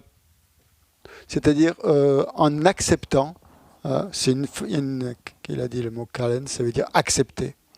Accepter ce refuge complètement. Hein. C'est-à-dire en le faisant sien, hein, en se l'appropriant. Hein. Accepter que vraiment le Bouddha est l'instructeur, que le Dharma est la protection véritable et que le Sangha est vraiment le soutien. Hein. Et que chacun a des fonctions distinctives comme ça. Hein. Sachant que le joyau du Dharma est la protection véritable, à condition de la mettre en pratique pour le développer en nous. Donc la protection véritable, dans la mesure donc on l'utilise, où on a recours à ce dharma dans notre esprit pour nous débarrasser des voiles.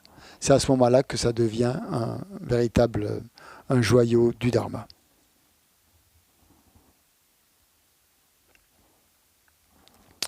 Et l'essence du dharma, comme a précisé l'essence du joyau du dharma, ou l'essence du dharma en fait, a dit Geshe-la ce matin, c'est de renoncer à nuire intentionnellement aux autres.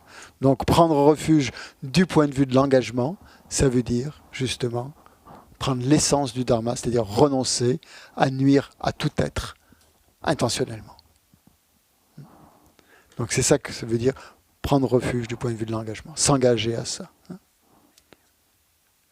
Ensuite, donc le quatrième, prendre exclusivement refuge dans les trois joyaux.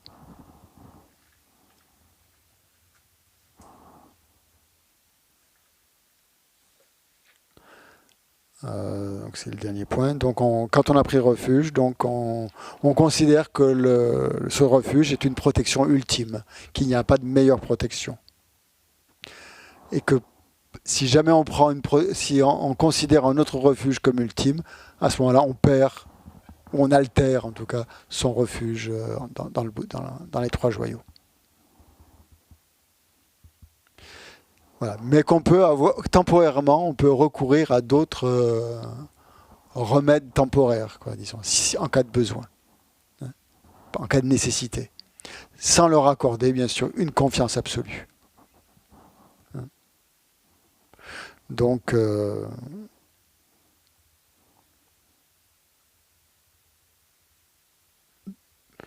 voilà, c'est pas prendre refuge non, bien sûr, donc pour une personne qui se dit à la fois bouddhiste et chrétien, c'est difficile, comme l'a exprimé Geshe-la ce matin.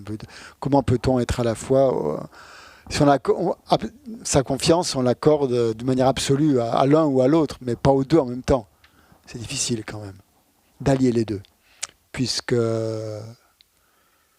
on peut les considérer au niveau peut-être, au niveau de l'activité, on peut très bien se sentir attiré par l'activité, par exemple, des chrétiens dans le monde, c'est formidable. Mais au niveau philosophique, on peut pas, ça marche pas, quoi. Ça ira pas. À un moment donné, vous allez être coincé. Hein. Et un Dieu créateur, ou voilà. C'est ça, à ce niveau-là, ou la vacuité, quoi. Donc voilà, c'est pas que l'un est supérieur à l'autre, mais à un moment donné, quelque part, il faut choisir. Mais tout ça n'empêche pas le respect que l'on doit avoir. Et on peut avoir de l'admiration pour le travail que font certains chrétiens au niveau humanitaire, ou je sais pas, ou à plein de niveaux. Hein. La foi chrétienne, etc., l'engagement des chrétiens, ça n'empêche rien. Hein. Ça ne veut pas dire ne pas les respecter. Et aussi qu'on peut visiter des lieux saints. On a le droit d'aller dans les cathédrales, de les visiter, de faire des pèlerinages à Lourdes, si on veut, et même d'assister à des rituels non bouddhistes, quoi. C'est pas parce qu'on assiste à un rituel non bouddhiste que l'on est qu'on perd son refuge. Donc ça permet quand même de rester assez libre quand même. Et inversement, un chrétien qui viendrait à un refuge, il peut très bien assister à une puja ou à une pratique bouddhiste sans se sentir obligé tout d'un coup de renoncer à sa foi chrétienne parce qu'il est chez les bouddhistes, quoi. Je veux dire, bon, faire une puja n'a jamais obligé qui que ce soit à prendre refuge dans les 3 joyaux. Bien, ensuite, donc ça c'était la manière. Hein. Donc on avait le 3e point. Et le 4e et dernier point, c'est les préceptes qu'il faut suivre. Hein, donc le 4e point, donc c'est cause de refuge, objet de refuge, manière de prendre refuge et préceptes à suivre. Donc dans les préceptes, il y a 2 niveaux. Il y a le premier niveau qui correspond au précepte, ce que Valérie a appelé proscription et prescription, ce qu'il ne faut pas faire et ce qu'il faut absolument faire. Hein. Proscription et prescription. Ça, c'est le premier niveau. Et après, il y a les préceptes généraux, en 2e plan. Donc, dans les proscriptions, c'est qu'on ne peut pas faire. On ne peut pas prendre refuge dans une autre identité, dans une autre entité. Hein, un dieu mondain, par exemple. Ça, c'est pas possible. On ne peut pas faire souffrir un autre être. Donc renoncer à nuire à tout être.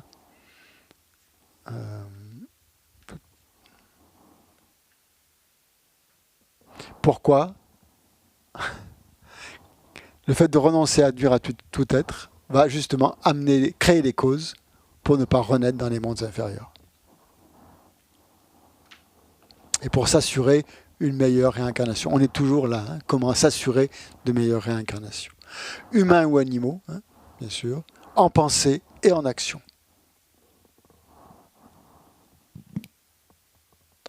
Et ne pas avoir de mauvaise fréquentation. Fréquenter les gens qui vous feraient perdre votre confiance dans le bouddhisme, hein, votre foi dans le bouddhisme. Pourquoi? Parce que notre niveau, c'est assez fragile. De fréquenter ces gens-là, ça risque, tant qu'on est fragile, ça risque de nous entraîner. Donc être attentif justement à débusquer ces êtres qui ne sont pas forcément porteurs de cornes. On ne les remarque pas forcément. Et ça peut être des êtres apparemment bienveillants. Et attention aussi à notre condescendance, à vouloir leur faire plaisir, par exemple, en les suivant pour rester amis avec eux. Et il faut que ça fasse boule de neige. Ouais. Donc, que de toute façon, on doit quand même garder une certaine bienveillance envers ces personnes-là, mais tout en se méfiant quand même. Les prescriptions, dans ce qu'il faut faire, c'est considérer les représentations des 3 joyaux comme de vrais Bouddhas, et pas comme de simples supports. Ça, c'est par rapport au Bouddha, c'est-à-dire considérer toute représentation d'un Bouddha comme un Bouddha lui-même. Donc à ce moment-là, on ne les met pas par terre, on ne les enjambe pas, on ne met pas sous ses chaussures, etc.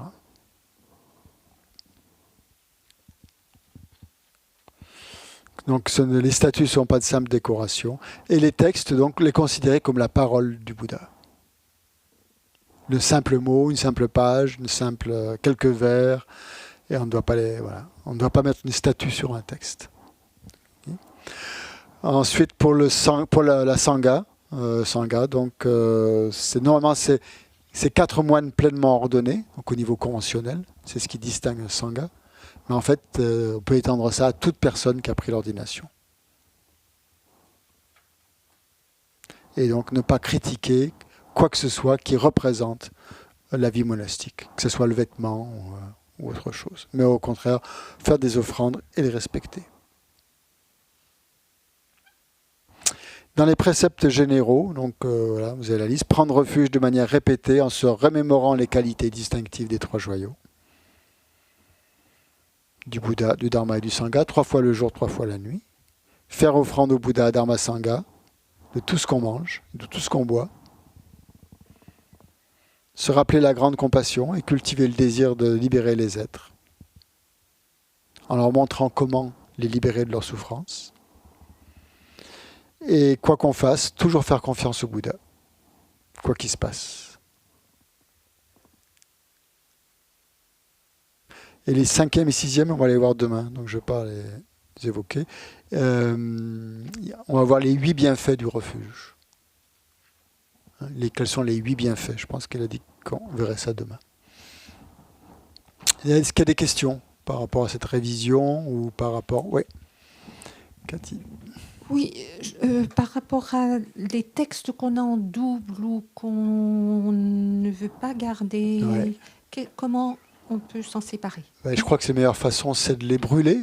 On peut les brûler, les déchirer. Il a dit on ne peut pas faire ça. Les brûler? Les déchirer. Ah, les déchirer, non. Les déchiqueter, c'est pas génial, non.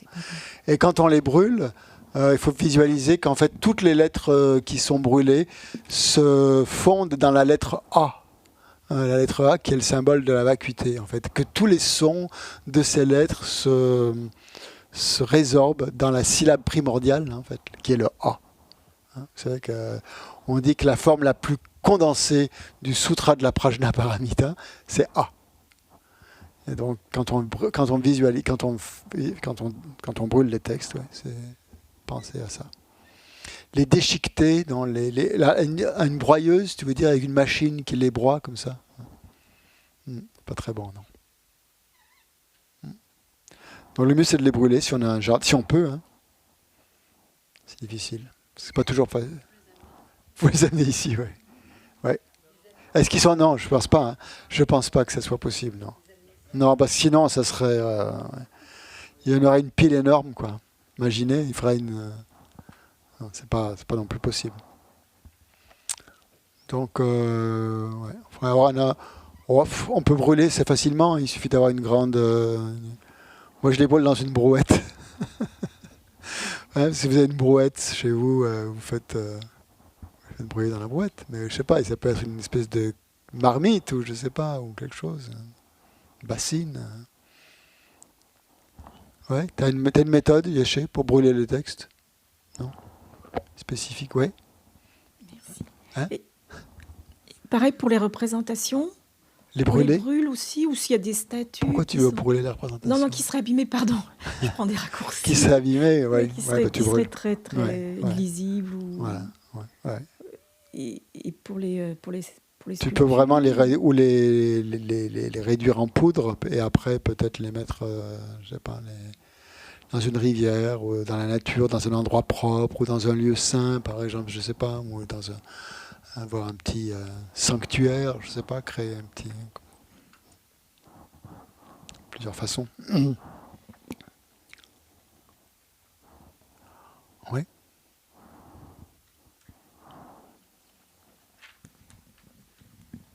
Si j'ai bien compris, ce matin, Geshe-la, il disait qu'on pouvait faire des offrandes au texte aussi. Oui, est-ce qu'ils sont sur l'autel? Oui. Quand on met les textes sur l'autel, quand on fait des offrandes, on les fait aussi au texte en même temps. D'accord. En pensant que c'est le dharma, qu'on offre au dharma. Parce que moi, c'était la première fois que je l'entendais. C'est pour ça que... Ah oui, c'est bien. Je voulais juste vérifier que c'était bien ça. Puisque sur l'autel, on a les représentations du Bouddha, Dharma et Sangha en général, donc en fait...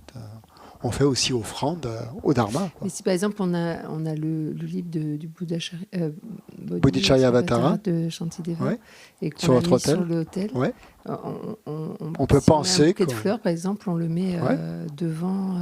On peut le mettre devant le livre, le bouquet de fleurs, ou c'est ça qui est un peu compliqué. Je sais pas.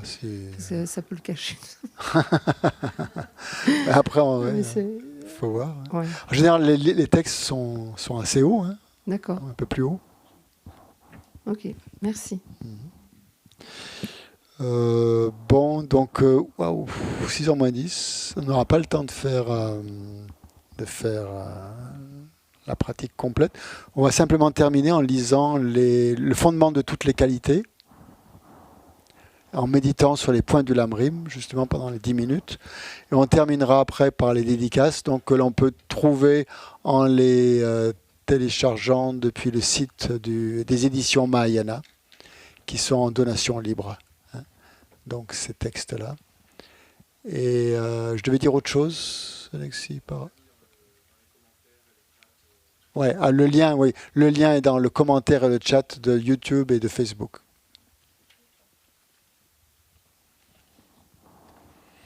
Pour les avoir. Le fondement des qualités. Donc on va le lire ensemble.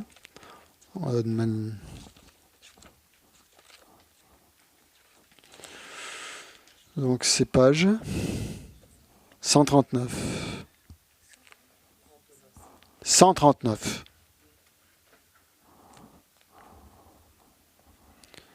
Donc on fait un récapitulatif de la voix du Lamrim, donc en lisant ce texte, en visualisant chaque fois donc que l'on reçoit de notre maître, donc qu'on a représenté devant nous, donc sous la forme du Bouddha ou de la Matsongkhapa, sous la forme de la Matsongkhapa, qui donc de son cœur donc émane des flots de lumière ou de nectar qui purifient tout ce qui ferait obstacle aux réalisations des points du Lamrim.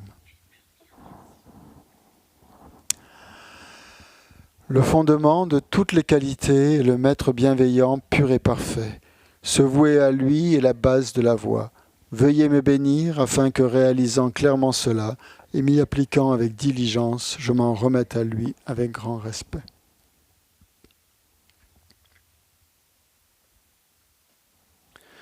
La liberté précieuse qu'offre cette renaissance obtenue pour une fois est d'une valeur inestimable et difficile à retrouver. Veuillez me bénir afin qu'en comprenant cela, je fasse naître la pensée qui, sans relâche, jour et nuit, en extrait l'essence.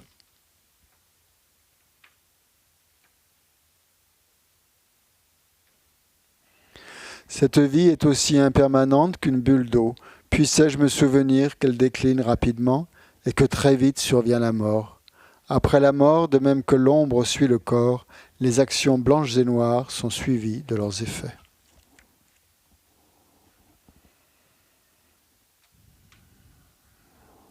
Veuillez me bénir afin que, fermement convaincu de cela, je veille toujours attentivement à abandonner toute négativité, si minime soit-elle, et à accomplir toute action vertueuse.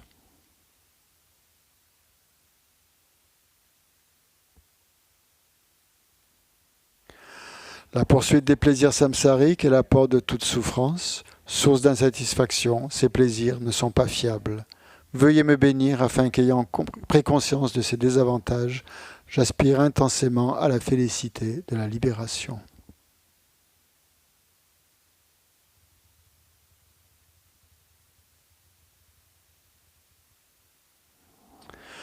Suscités par cette pensée pure naissent la mémoire, la vigilance et une grande circonspection. Veuillez me bénir afin que je prenne à cœur l'observance des vœux de Pratimoksha, racine des enseignements.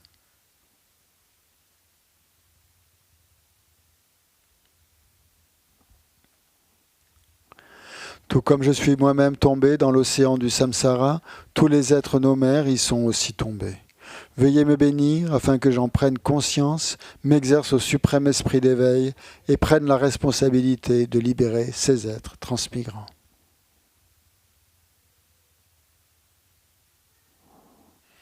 Si je m'en tiens à la seule production de l'esprit d'éveil, sans mettre en pratique les 3 sortes d'éthique, je n'atteindrai pas l'éveil. Veuillez me bénir afin qu'ayant bien compris cela, j'observe avec grande ardeur les vœux de Bodhisattva.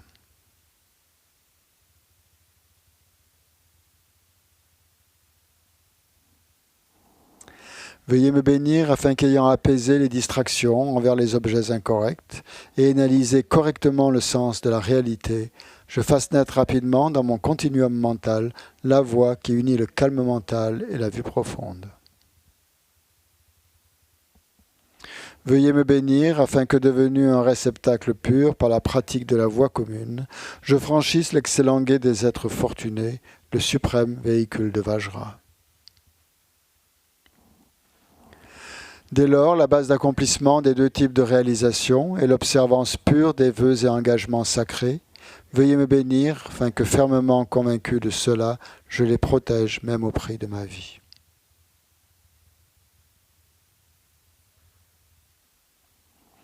Veuillez me bénir afin qu'ayant réalisé l'importance des 2 stades, essence du Vajrayana, je réalise les enseignements du Saint Maître, en m'adonnant avec grande ardeur et sans relâche à la pratique des 4 sessions.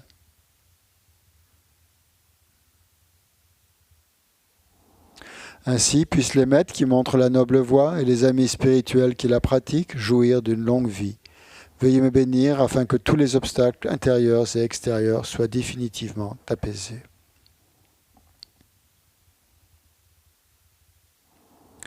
Dans toutes mes existences, sans jamais être séparé des maîtres parfaits, puisse-je jouir de la splendeur du Dharma, parachever les équilibres des terres et des chemins, puisse-je rapidement atteindre l'état de Vajradhara.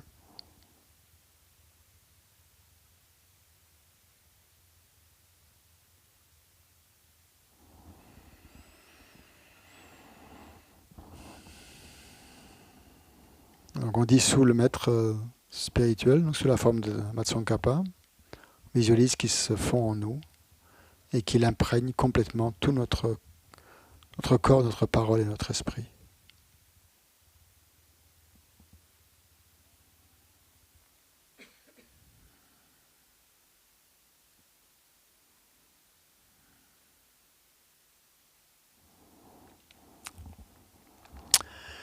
Bien, on fait les dédicaces en se réjouissant donc, de cette pratique cet après-midi. Alors,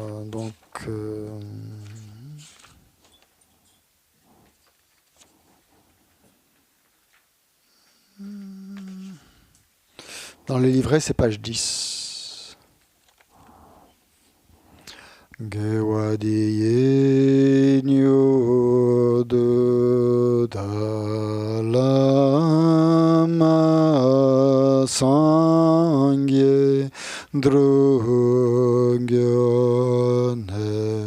drawa chikyan malupa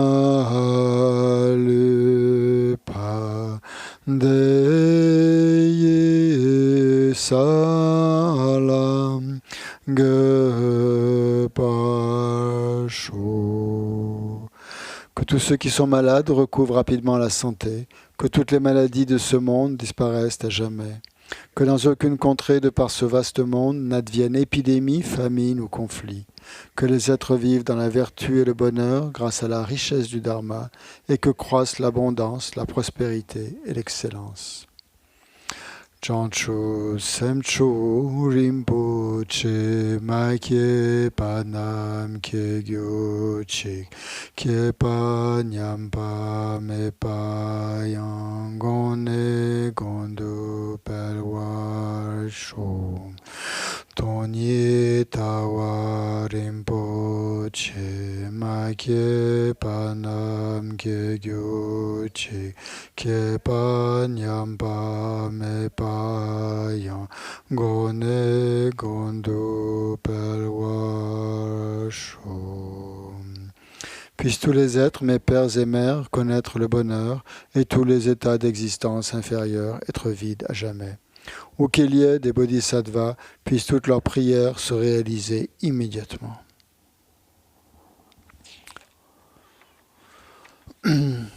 Donc on fait la prière de longue vie, la deuxième strophe pour sa sainteté le Dalai Lama, deuxième strophe de la page. Gari rawe korwe jinkam dir pendan dewa malu jongwe ne chenre ziwan tenzing yatso yi shape site badu tengyo chi tuptsul chanchin jamgun gelwe ten zinkyon pelwe kunze topodze chotsum korwe lemen tudrupa daso dulje gundu shapten sho jetsun lame kutseraten shing nam kachin le chochu gepatan lo santem pedrome sasum Drawe munsel sasvune gyochi Toni ninje sungdu jukpelam Chese selze gangchen tendrugun Chana pemo tenzing yatsola Solwa depso shender lundrushum. Dans toutes mes existences, sans jamais être séparé des maîtres parfaits, puisse-je jouir de la splendeur du Dharma, et parachevant les qualités des terres et des chemins, puisse-je rapidement atteindre l'état de Vajradhara.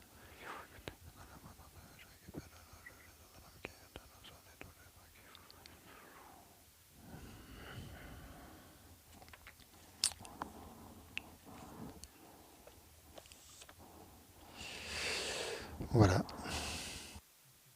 Beaucoup. Plaisir.